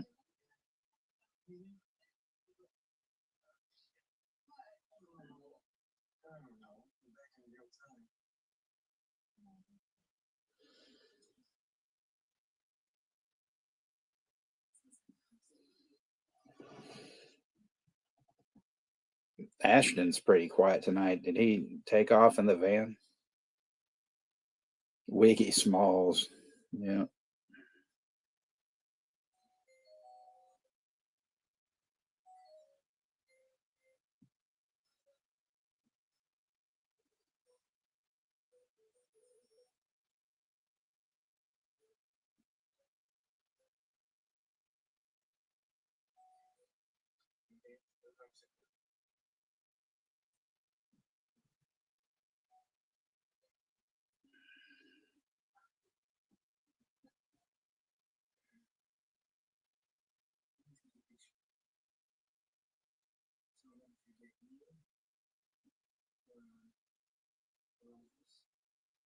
She braided her hair and she didn't choke him to death.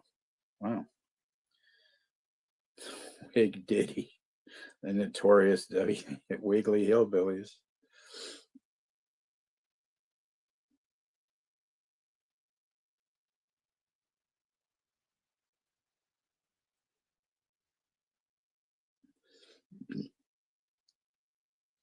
I am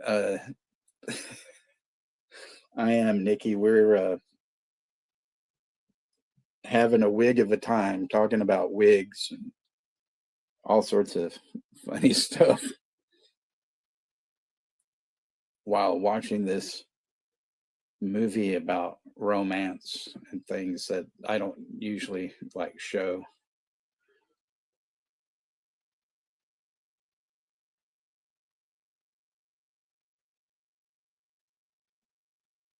Having a roast, yeah.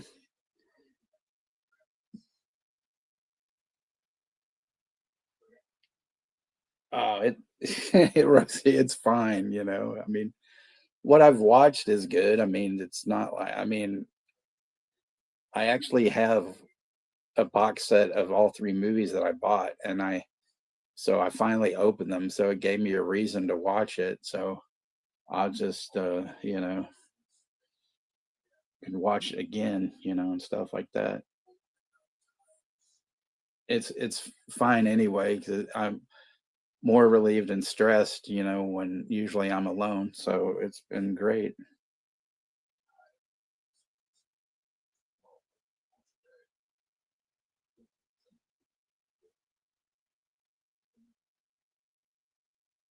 Welcome to the Wig House.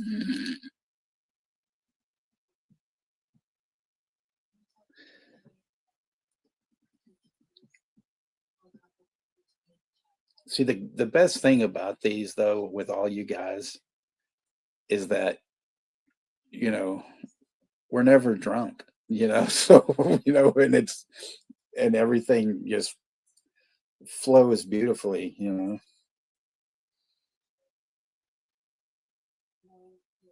War of the Wigs. You know, like that Black Sabbath song, War Wigs. You know,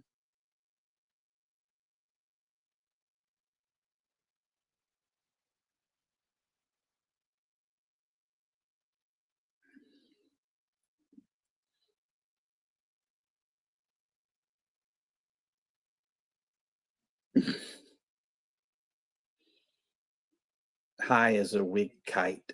You know.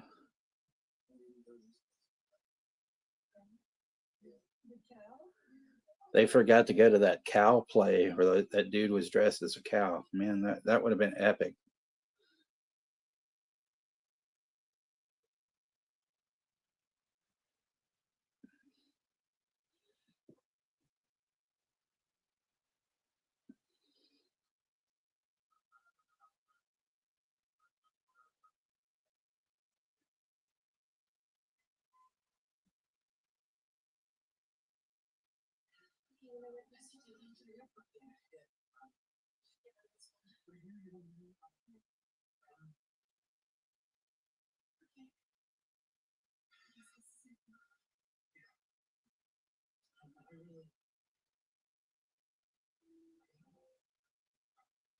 Your wig icon for Walmart flowers.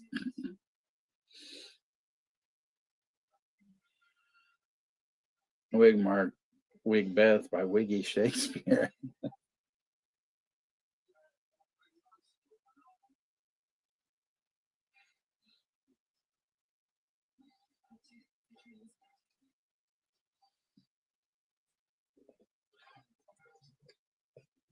I have to say though that this was,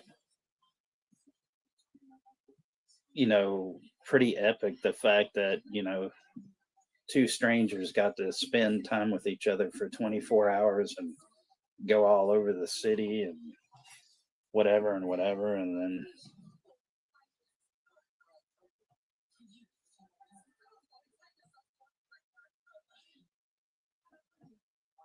so the catch is they're going to see each other in a year. Well, first he said 5 years. She said that's a long. She said 5 years. He said that's a long time, and then said What about a year? And then he said, okay, 6 months.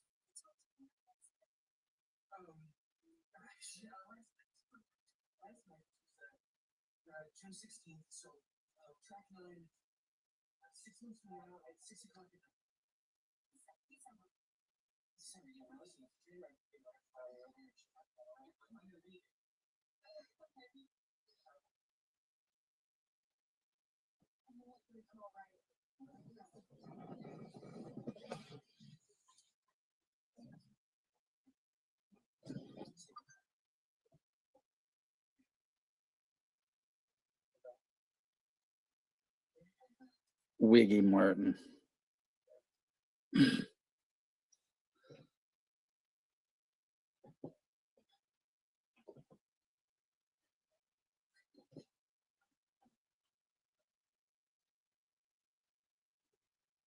Wicked La Vida Loca.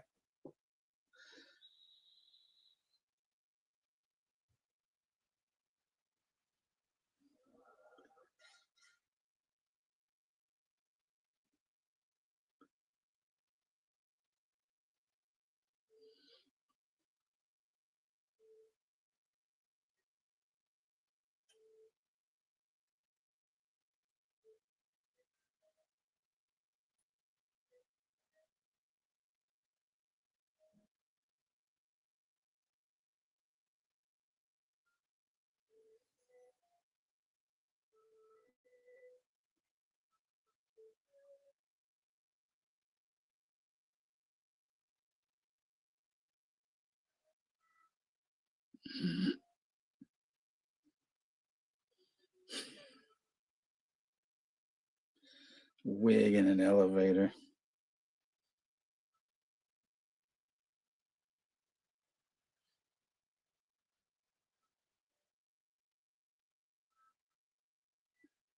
I would buy one of those, big fucking rainbow like afro wigs, and wear that shit.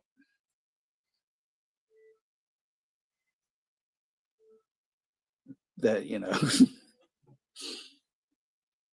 put like a gun inside it or something. Or a bird, a live bird, like, oh shit, what's that flying around? It's a wig bird.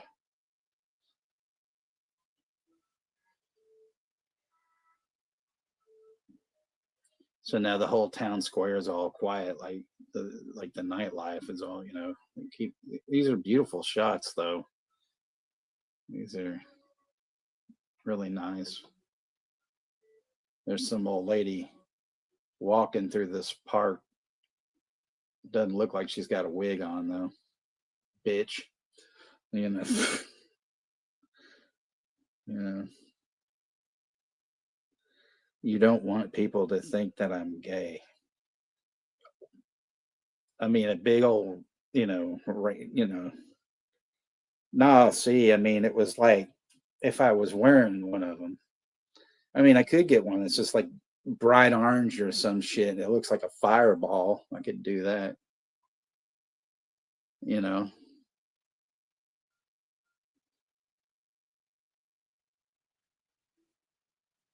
But I mean, it would totally, I'd have a totally different persona, than what you're used to with wearing the wig.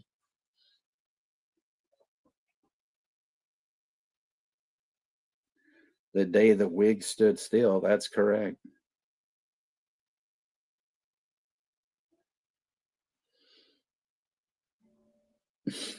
Wig of the world. So that was it. She's on her train, and then they were going and all that. Hanu Polscher played the German dude, German husband.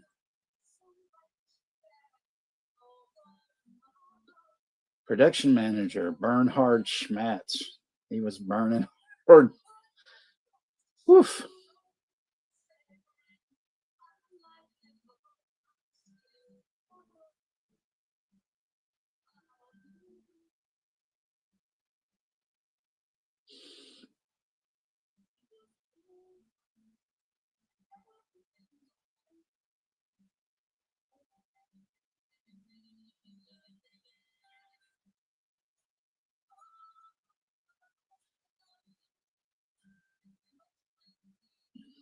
That was pretty good. I'll be interested to actually see how the other two kind of turn out and whatnot.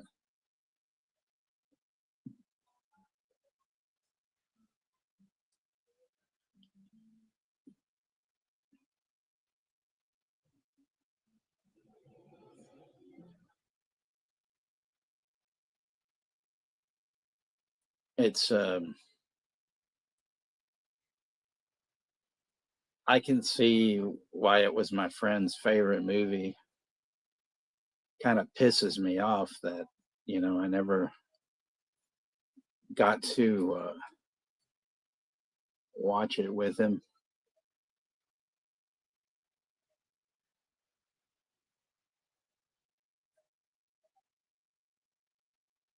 Oh wow, he thanked Kurt Kren in this.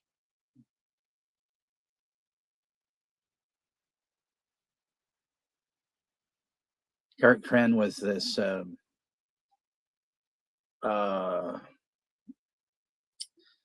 like experimental filmmaker who did a lot of weird things, and I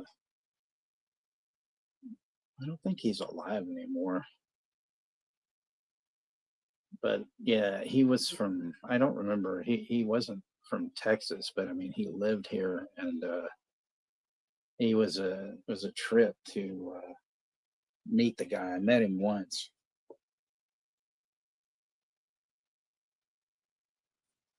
Well, hey Shamarlos, happy birthday. 36. That's a good age.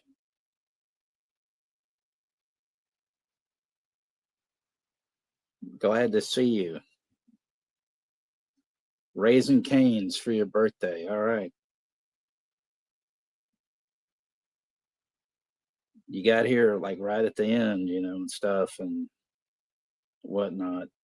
So that was yeah, it was before sunrise. So the second installment in my Richard Linklater retrospective. But man, thank you so much for stopping by. And then it's an even better special day because it's your birthday. It's a lot of birthdays today. One of my friends, was his birthday today, and also Todd Swalla, the drummer for the Necros. It's his birthday today as well. So yeah, that's pretty nice.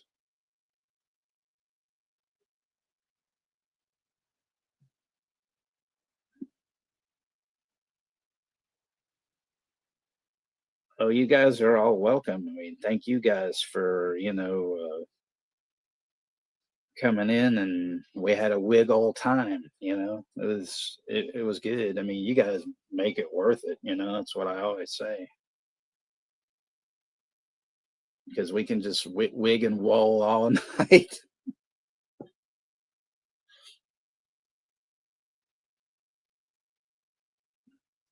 But yeah, I do suggest to Sunday to go to Dirk and Darren's, because they're going to do the deep dive into Toby Hooper's Salem's Lot, and then afterwards is when the real fun is going to start.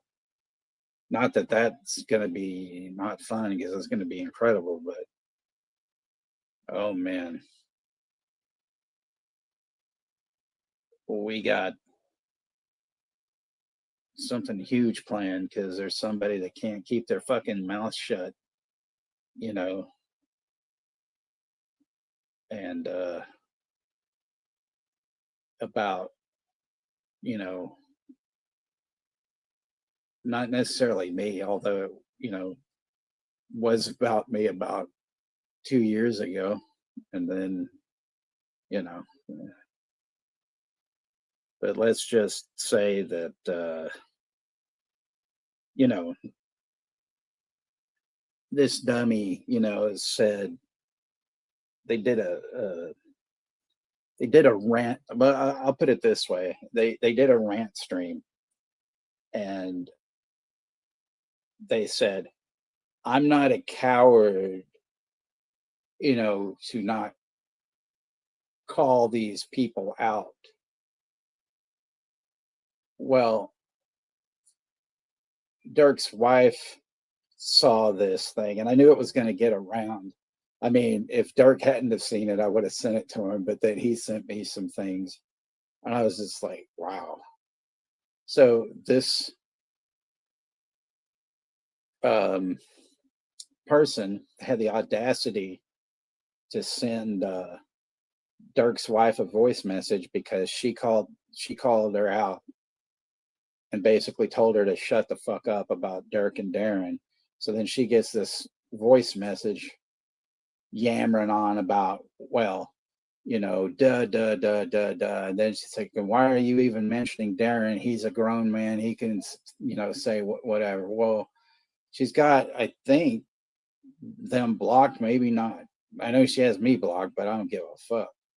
But the funny thing is that she just basically goes and says to Dirk's wife in this voice message, you're a bitch.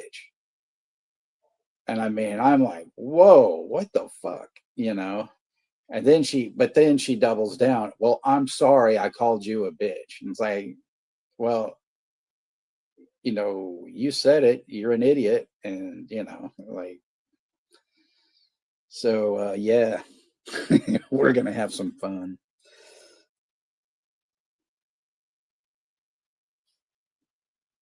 Yeah, we definitely have some zits to pop. That's, Z, you guys are welcome, Well, thank you, Damien. Well, I mean, the movie is done, so this is the after party, so to speak. At least, people are enjoying it, and stuff, But Z, if you want to do a rant stream, we can do one. I don't, whenever, I'm open for anything. So I'm good with that. I mean, I need to get back to doing a rant stream at least once a month or just, whatever. Sure you would. You'd still have me as a friend, so,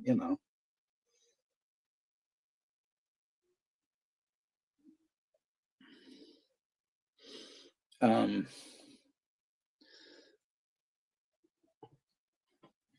just because, well, hold on a minute, that Alan had mentioned this earlier. Lucky Grandma. That I'm going to show this sometime because this movie fucking rules.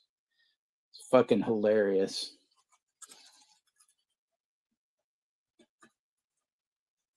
It's about this old Chinese grandma who she goes to her fortune teller, or or psychic, whatever. The bitch tells her, "Oh, you're going to be very lucky. You're going to win a lot of money." So she goes to Vegas on a bus or somewhere to gamble. She wins money and then she blows it all.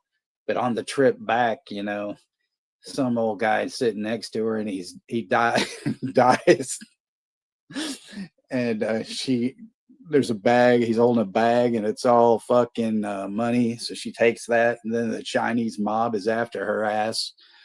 Oh my god, it's great! It's great! It's great!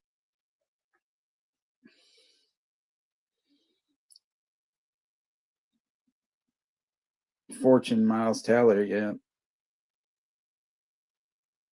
Thanks, Dirk. I appreciate that. Yeah, rant streams are like that sometimes, but all of you guys are cool, so there's pretty much no fuck you until some jabroni comes in and starts talking nonsense. Give me a hammer. Who the fuck are you?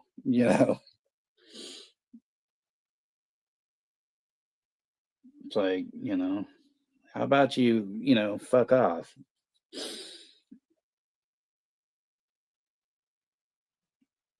Alien Rant Farm, yeah. I remember those guys doing that Michael Jerkson cover.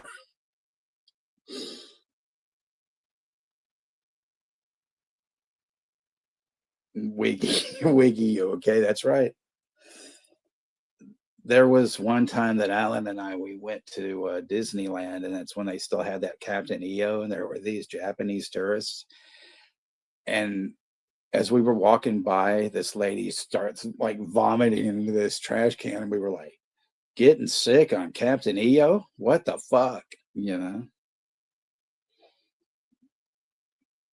But she probably swallowed some hairs from her wig or something.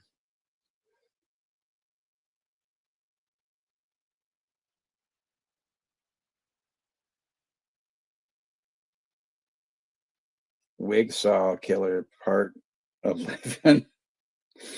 Well, that's true, Chester. I mean, but I mean, I know you guys, and we're all friends here. Nobody starts trouble, or well, we start trouble, but it's our own trouble. It's not like, I mean, I don't go into people's, I don't go into their streams and go, "Hey, so and so, fuck you," even though sometimes I would love to, you know. I mean, it's just like when you're on, fuck book, or whatever, and you write a post about something, and then some two dickheads reply to your post, and they can't fucking get along, and then your fucking post that you made becomes this long fucking fucked up, post because of people, hey, fuck you, neck beard, or that actually did happen on one of my posts. The guy did say "fuck you, neck beard" to somebody, but I mean, it's like, wow, I've told people, like, look, take your goddamn arguing between the two of you motherfuckers. It's like, I don't want that shit.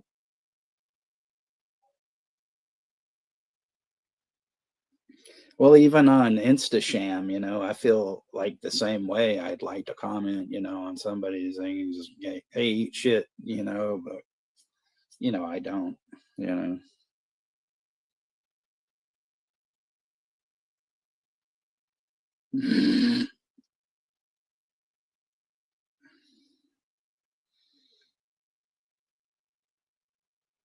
I mean, like the last thing I sent Rosie was a fucking video for the Freakies cereal, a commercial. And I think you sent me something, but you deleted it, and it doesn't matter what it was about because I mean, it was obviously something that you changed your mind about. It's probably about wigs and other bullshit.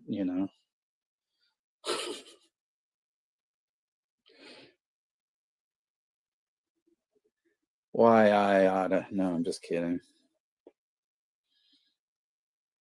Wig farmer. That's right. It's just one of those things. Like if you say something to somebody and they go, "Well, I never," and it's like, "Yeah, you do."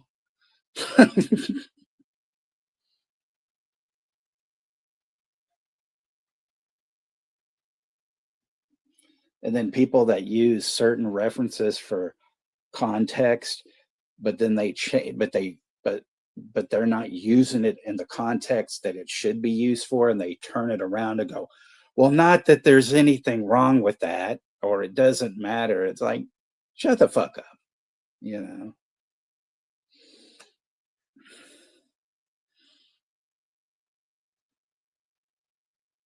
Motherfuckers going to horror channels talking about never seen Nightmare on Elm Streets. Get the fuck out of here. Yeah, that bothers me. There's, like we've never really talked about like pet peeves and shit, but like my ex-wife, she would always say, "You can't trust a guy that only has a beard, if he like an Amish guy, So I'd say to her, so that meant you couldn't trust Lincoln, and so that's why he got a hole in his head. I mean, that was one of her weird sort of things, but I mean, yeah, but like people that I don't trust, pet peeves, like people that don't fucking drink milk, fucking don't like chocolate cake, don't fucking like ice cream. Uh people that like football. No, that's a joke. That's a joke. But no, seriously, people that don't drink milk, fucking that don't like fucking chocolate cake. I'm like, you're a fucking weirdo. It's like you're nuts. Um, that's how I rate people on like a psychic scale. You know what I mean? Or some shit. Or psychotic. Scale. But yeah, people that say they've never seen, those movies. Well, but it gets me, even if it's a non-horror movie, like somebody that tell me, "Oh, I've never seen a fucking Maltese Falcon or whatever happened to Baby Jane or Gone with the Wind." I'm like, "Are you out of your fucking mind?" It's like, or people that have never even seen the fucking Wizard of Oz. I mean, it's like, oh man, you can go fucking jump off a fucking wig, you know. I've never seen how a wig.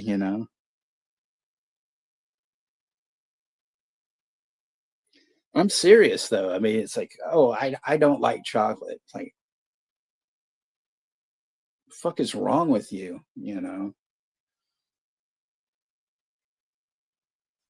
I mean, I can understand like allergies, shit like that. I mean, and it was fucking what, decades before people figured out peanut allergies, and shit. Oh, I'm gonna eat this nut and die. I mean, that's fucked up. You know,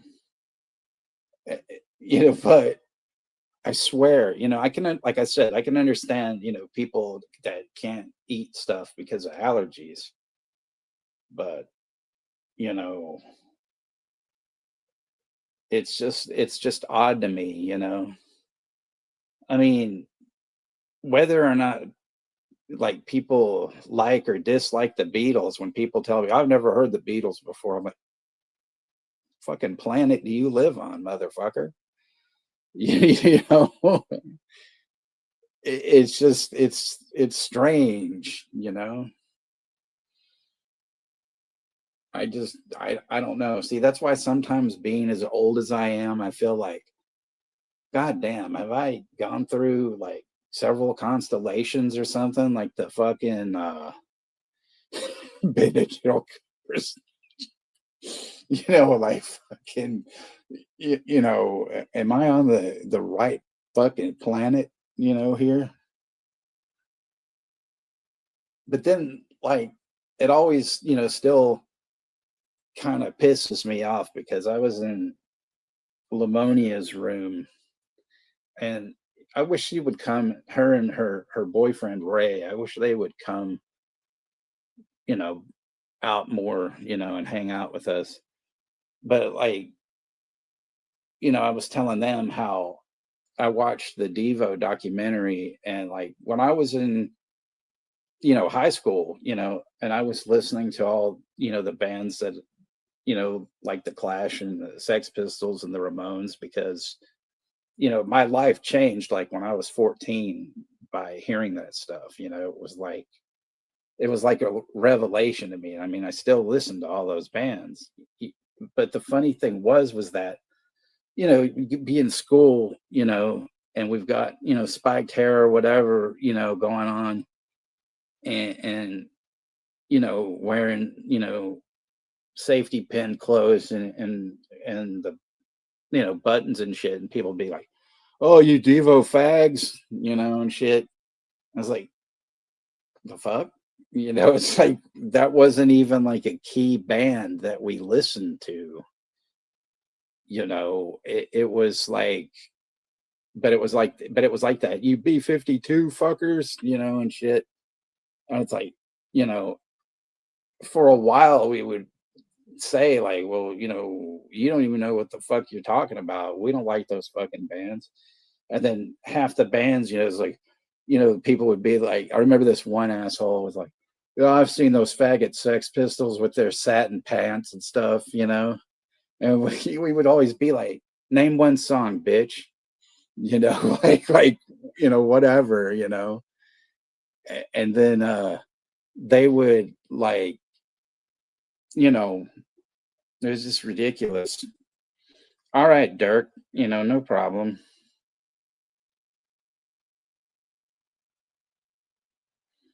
Have a good night, Dirk. I'll see you soon for sure. But I mean, the funny thing is that now, here we are in the year 2020, 2025, and Devo and B-52s are actually doing a tour together. And that's what boggles my mind. That's what makes me fucking laugh. I'm like, wow. And of course, the morons that are going to pay $130 to see this tour were the assholes that probably like made fun of me and my friends in high school. Shit like that. Because it was like, oh, we weren't cool enough in high school, but then once they started having their kids, and then their kids, 20 years or so later, if they were starting bands or they started listening to like punk and shit, it's like, oh yeah, well, I knew these guys in school and they were cool. It was funny because when I first got on Facebook, there were people from my high school that I hadn't talked to in years and I didn't want to talk to, and they're sending me friends requests. I'm like, the fuck, man, you hated my guts. What's the fucking point of this nonsense? you know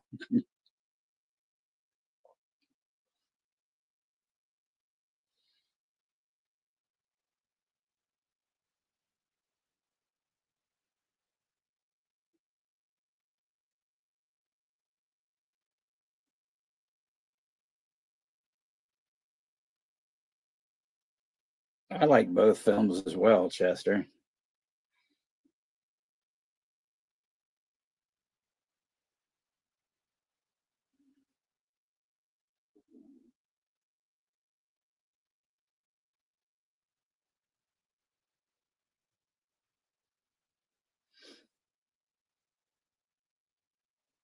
Crap shit. But I mean, it is. It's just sort of ridiculous. I mean, we had to put up with a lot, because I mean, we'd be, going to like this one certain club that, we were underage, but they would let us in, to see bands. And, people would throw fucking beer bottles, they drive by and throw beer bottles at you and shit. I mean, it was ridiculous. And then you had assholes from the KKK trying to pretend they were punks so they could hand out literature and shit, I mean, just like so much, and people would never, I mean, the only time I thought like, you know, there was some sort of effort made by anybody in school was like if some kid came up to me and he's like, I was listening to the College Station, a couple of days ago, and I heard the Dead Kennedys, and I went and I bought their record, and I was like, I'd be like, cool, and I was like, well, if you want to know about any other bands, whatever. And then of course, like, when MTV started, and then they started showing some stuff, but then they all became like MTV was just a fucking radio with videos, and it's like, oh, it was great at first, but then it was like, oh, let's start showing Bon Jovi videos and all this stuff. And I mean, if people like that shit, it was great, but there wasn't, that wasn't my thing, and it was just funny because like when the Clash, when they had like the videos for Rob the Cash Box, and Should I Stay or Should I Blow, they people, would be like, oh, I bought this Clash record, and stuff. And I'd be like, that's cool and all, but like, they got, four better records even before that one. So, you know, at least it, I guess it was something, and not like, oh, I'm gonna spend my time jerking off the Hall and Oates or something like that. I mean, that's just an example. That's all I'm saying. I like wig sluts, and I cannot lie. Yeah.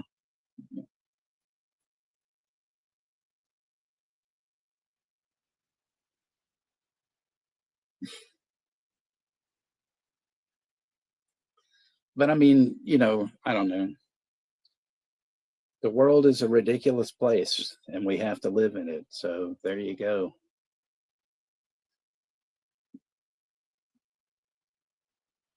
But the upside is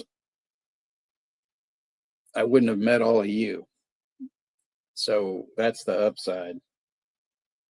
And we wouldn't be talking about wig sluts and uh, all sorts of like other stuff, you know. But every Wednesday night, kids, there we go. Drink your water and, uh, you know, have fun.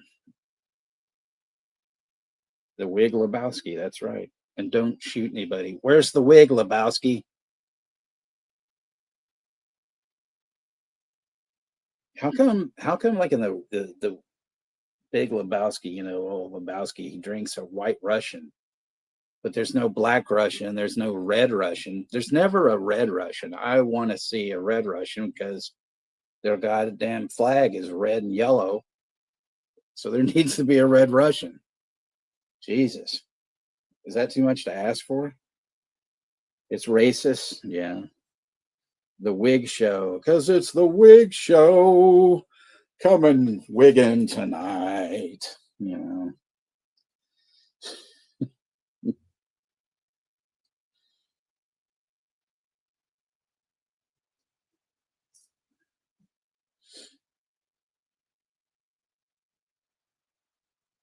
Juan Cena versus Juan Dinner.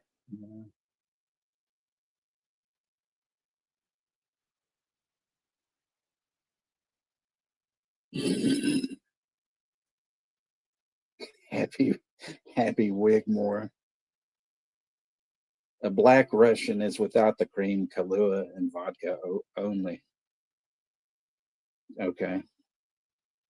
Well, we need a red Russian, which would probably be like vodka and tomato sauce, or juice.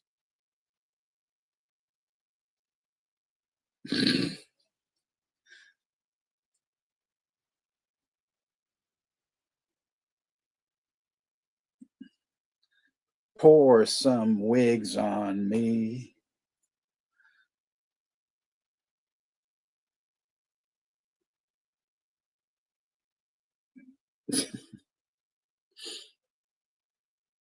If we're going to talk about cream, we need to talk about Prince, Wig biscuit. There you go.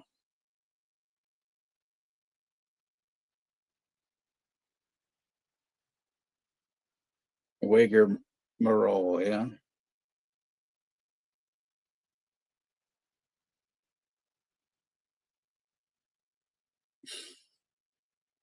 I don't know what I'd do without you guys, man. This is hilarious. Wigger more. God, it's like some kid with a lisp. Wigger Mortis. You know.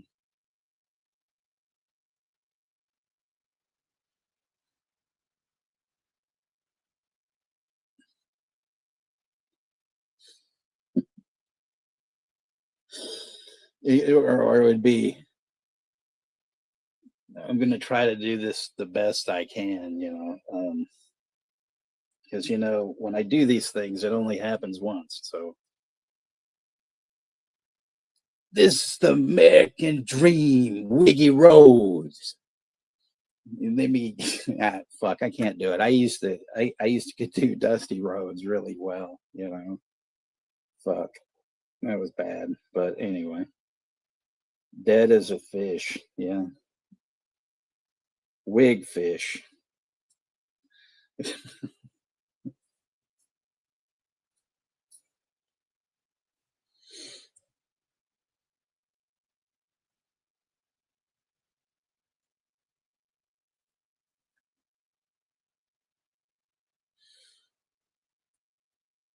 Welcome to the Wiggly Miggly. Can I take your hat and coat, sir, and your cat? Yeah, there we go.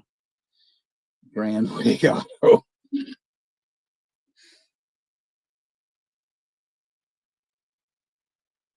Wig real cunting. Oh man. Just imagine splicing, a scene in there from, well, you'll know what it is, but you're watching Wig real hunting and then it's like, your cunting daughter, and you're like, oh shit, what the fuck? Yeah.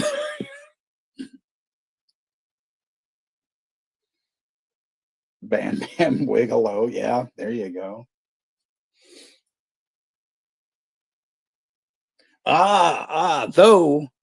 Though there is that song by the Sweet, Wig Wham Bam. There you go. So we have a real wig in the house. They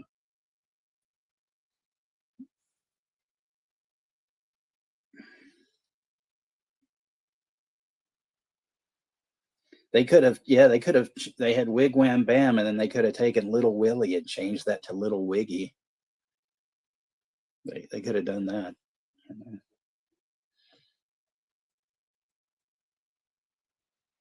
And then there would be love is like wigsogen, instead of oxygen. Oh man, Thin Lizzy, wig break. The wigs are back in town. Wigsy in the jar. Mark Wigberg.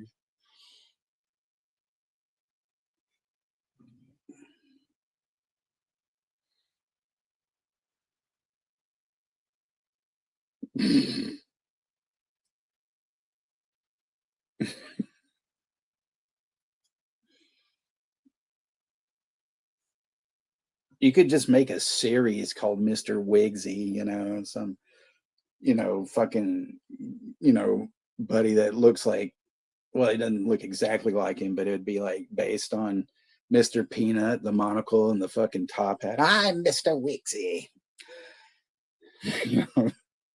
I wear countless wigs. And, I like to throw fish at little kids. Things of that sort. I actually wrote a story with a coworker about a kid named Paul E. Smuckers, and he had this friend. I can't remember the friend's name, but they would ride bicycles and they would buy fudgesicles and throw them at little kids. I know, the wacky shit. Wigney Prescott. There you go. Wig John, Little John. Yeah. Wiggy Kruger.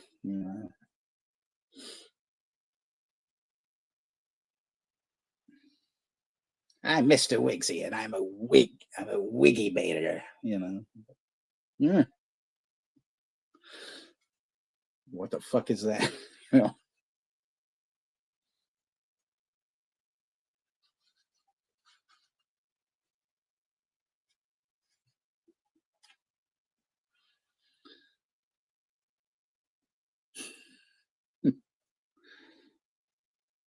Wig Vicious. Yeah. Yeah.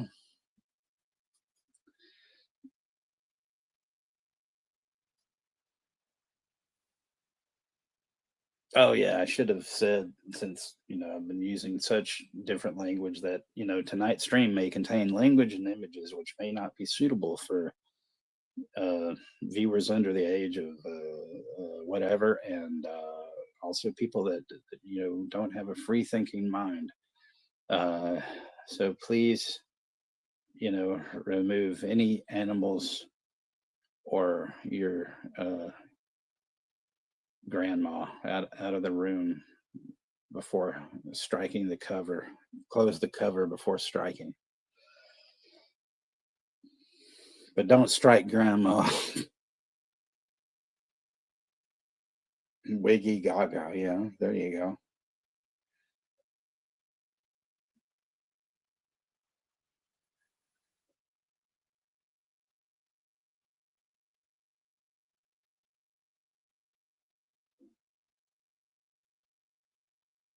There is this, well, some people might consider them to be like really horrible. A band called the Shags, Saggs, just so we have the correct spelling. Just look them up and see what you think. I'm not gonna like, you know, say whatever, but apparently, they could have called themselves the Shag Wigs or the Shaggy Wigs or the Shaggy Carpets or something like that. Wigs upon a time in Hollywood. Yep. Yes, no beavers were harmed during the stream. Instead of poker face, it's now called wiggy face. Yeah, Wig and Tarantino. That is correct. Let's see. Where the fuck is that thing hiding?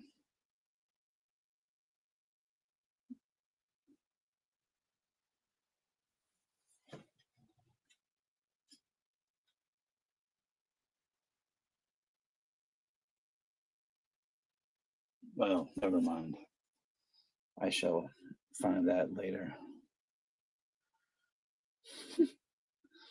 You know, Z, that they're making a once up upon a time in Wiggywood 2. Fincher is actually going to direct it, so that's kind of cool. I mean, he obviously has Tarantino's blessing to do it.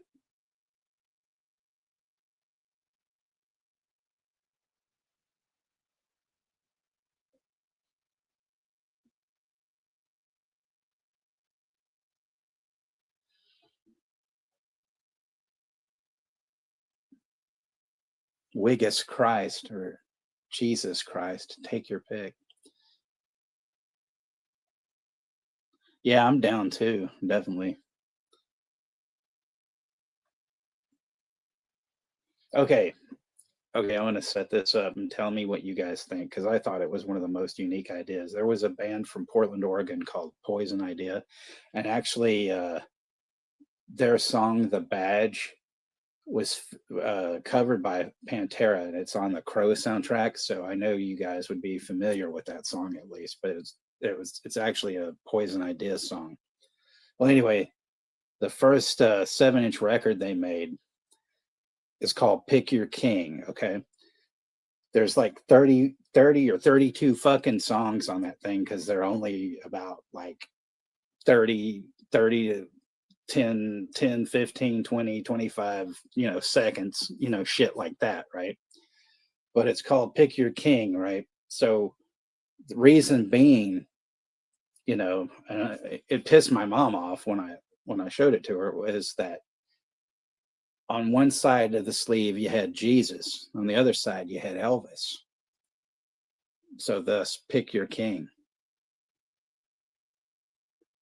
I think it was novel. I think it was fucking great. Cheese and Crackers superstar.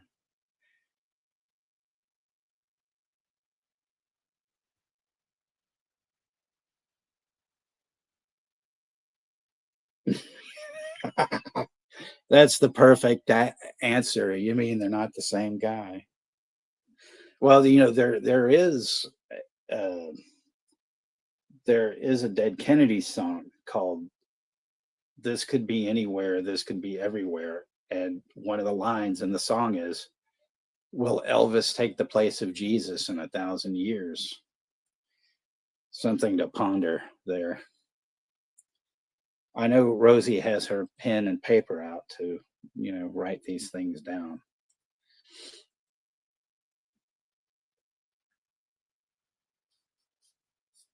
They both eat cheeseburgers. That's possible. I wouldn't, you know. I mean, there was a guy when I went. Well, it was Jimmy and me and my friend Liz. We went to see AEW the first time they came to town, and there was a guy that came to the show dressed as Jesus, but he was high as fuck, and they threw him out because he was causing disturbances and shit. So yeah,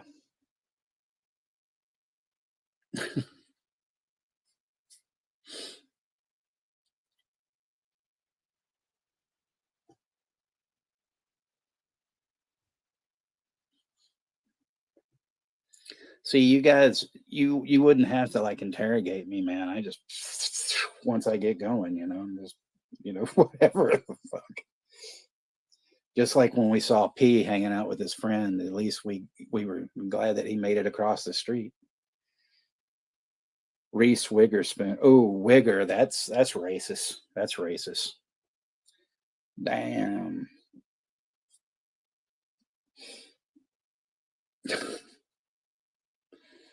Only thing, whenever I see Reese Witherspoon, I never saw that movie Legally Blind or whatever the fuck, it's called. I know what it's really called, but I always called it Legally Blind. But I mean, the only thing I could ever, and I still do, the only thing I can ever think of her in is fucking Freeway, where she's out there, sexo, sexo. It's just like such an Academy Award winning performance, Shit, Keith Sutherland deserved a fucking Oscar for that. And that goddamn halo in his face is all. Wear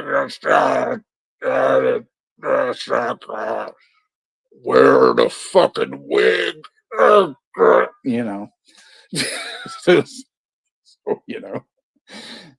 Wig pop-up pump there.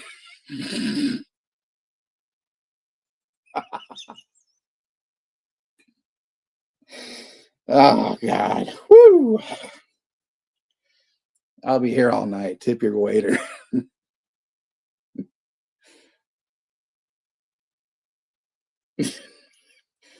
Legally blind from a cum shot to the eye. Pedro Wig.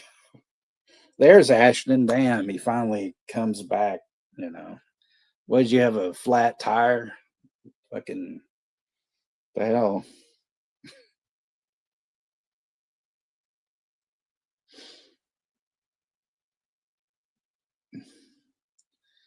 Wiggy Osborne or Wizzy Wiggy Osborne or whatever.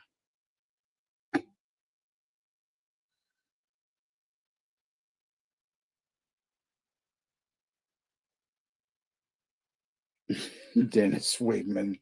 Yeah.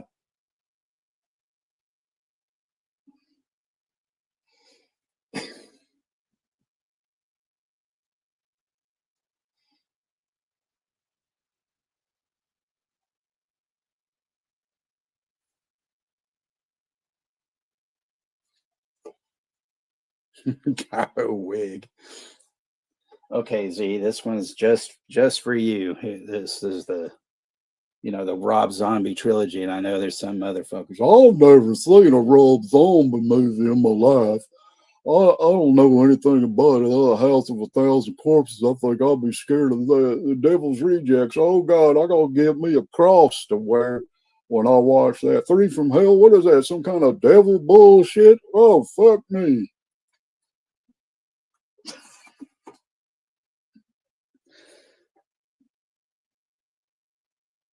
Are raccoons racist?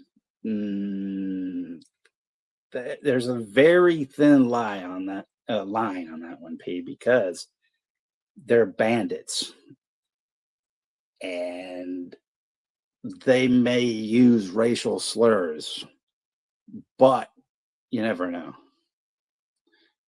3 little weeks from hell.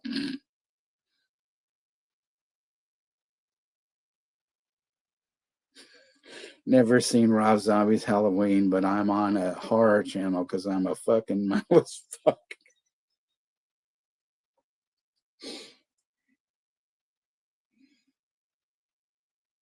My only complaint about Zombies Halloween is the fact that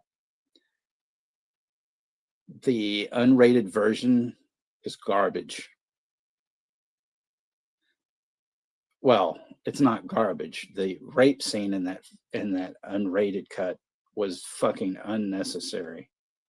That's why I don't like it. But other than that, fine.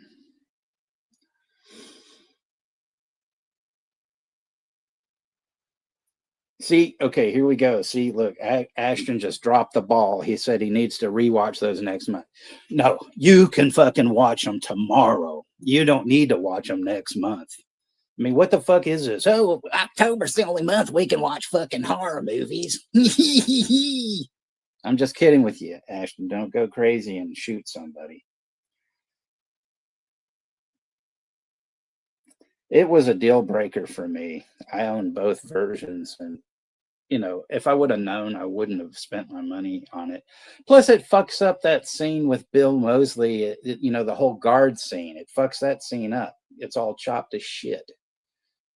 And that's a bet. The theatrical is actually better. I mean, normally it's not. It's the other way around, though. That the unrated are better. Like the unrated Devil's Rejects is better because there's more tits and blood. But I'll make a Davy Crockett hat out of oh, Jesus.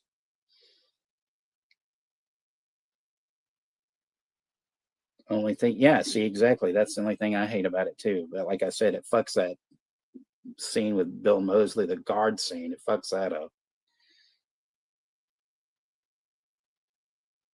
Garbage wigs.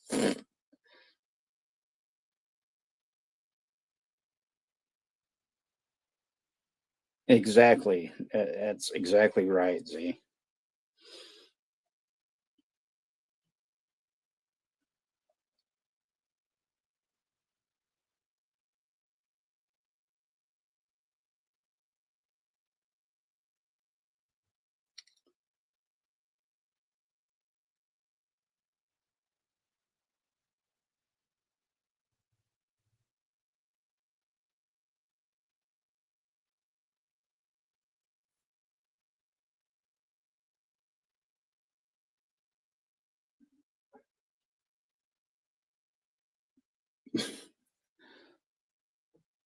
But anyway, with that wig.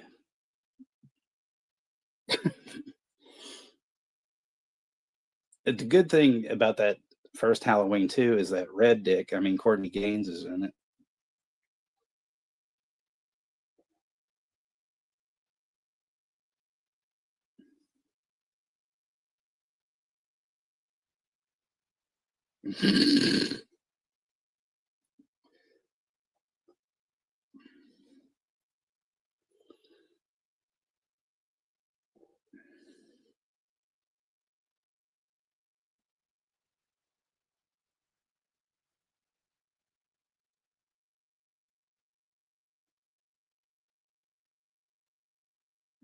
Oh, uh, the Halloween 2, Howard Hessman. There you go. Good Night Johnny Fever. Or Johnny Beaver or whatever we're going to throw out there.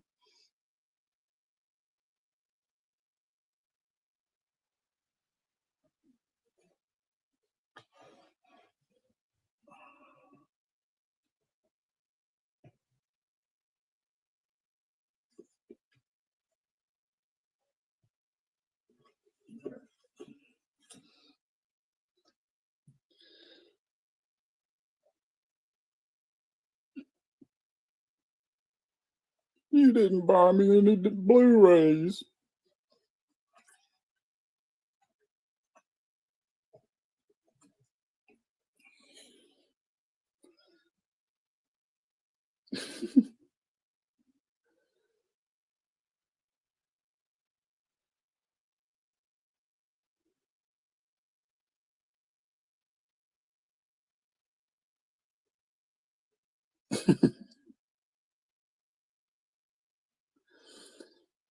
Let's have a huge wig cry, or something like that.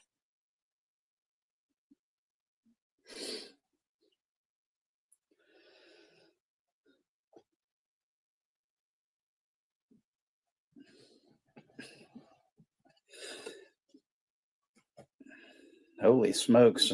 We've been going almost 3 hours. Holy smokes. But yeah, this was a a fun night, and I want to thank all of you for coming out.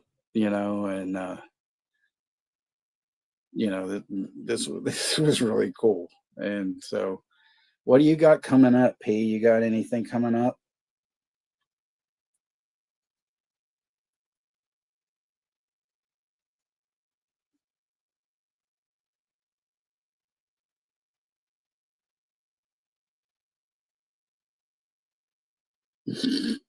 Will someone buy this mutts and Blu-rays?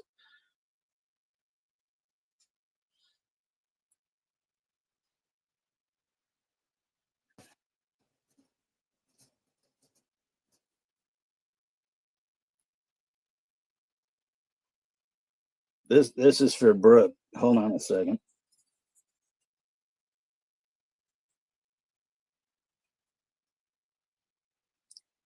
I've been around the captain, you come in there, I lost my eye, man, getting poked in the eye with a wig. Oh, fuck, I don't know what's going on around there, but something, God damn it.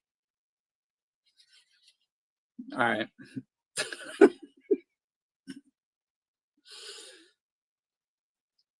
Whatever the hell that was, but anyway.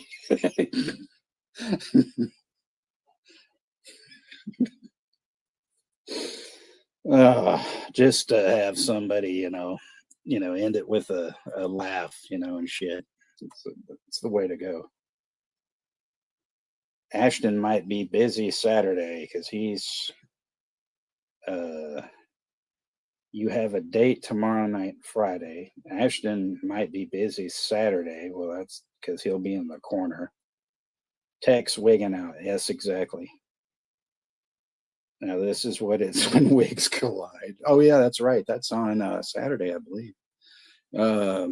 I'm gonna let's see. What am I doing besides next week? Friday, I'm gonna go see Spinal Tap. So I'm doing that. Long Walk is a possible Saturday or Sunday. And other than that, that's what I got going on until next week. And if Juno is back from Hollyweird or wherever the fuck he went, because Ashton was supposed to pick him up in the van, and apparently they misconnected something. Spinal Tap that ass. Yeah. I hope so, Chester. I haven't heard from him. So he says he said it would be 2 weeks. So I hope he is, because he wanted to see me to do Linklater Suburbia, which I planned on, doing that, but I don't want to. I'm trying to do it by a yearly kind of thing. So fuck, since we spent like 3 hours, man, maybe I should do Boyhood, because I don't know you guys that have, which one, who has seen or not seen that. But that movie runs about 3 hours, but it's fucking epic. It's another Linklater movie, but I mean, it's got Ethan Hawke, it's got Patricia Arquette in it. And what he did was he filmed it like in segments. Like he filmed like one, because they're like a couple and they got some kids, and he filmed like part of it, and then I think he went back like 5 years later, and then did it since they were older, and then waited another 5 years, something like that. So it took him. I mean, he worked on other movies in between, but I thought that was a unique concept. So, it's really fucking good. But I don't know, Ashton, you'll send somebody. Nobody told you you'll send somebody else to get him. Okay, Dances with Wigs. Yeah, it's a great movie, and I mean, fuck, Patricia Arquette, woo, And then for you ladies that like Ethan Hawke, and stuff. So yeah. But yeah, it's actually on It's on Prime, I think. AMC Plus actually might have it or something, you know. So I know Chester could view it then, you know. I mean, I'd be up for it, but I'd have to, you know, make it earlier, you know, and stuff like that. Let the right one wig. Man, I love both versions of that, the American one and the Swedish version of those. Wigs of Dreams, yeah. Wigs of like that Wim Wenders, Wig Wenders, actually. That fucking bastard. But the, you know, Wigs of Desire, you know.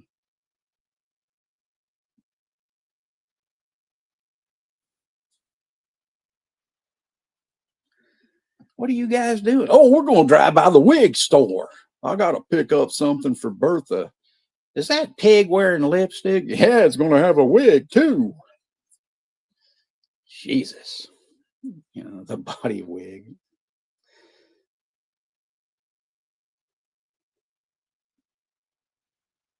You better jump on that, Ashton. I'm telling you. No, I'll find it, you know. Sure, it's on Look, you know, and all that. I sing the wig electric, you know. So all that good stuff. But anyway, you know, Wigman Freud. I knew we'd get to that. Pulp Fiction. But thank you all for coming out tonight, and you know, love you guys, and you know, it's always an incredible time when we're all hanging out and everything like that. So, like I said, drink plenty of water. You know, eat 3 square meals a day or 2 circle meals a day. And drink milk, eat chocolate cake, you know. So all that good stuff, you know.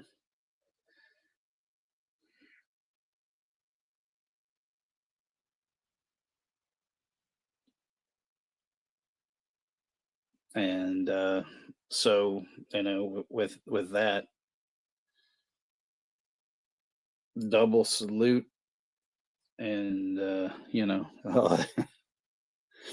you know, see you villains, manana, banana. Wigs!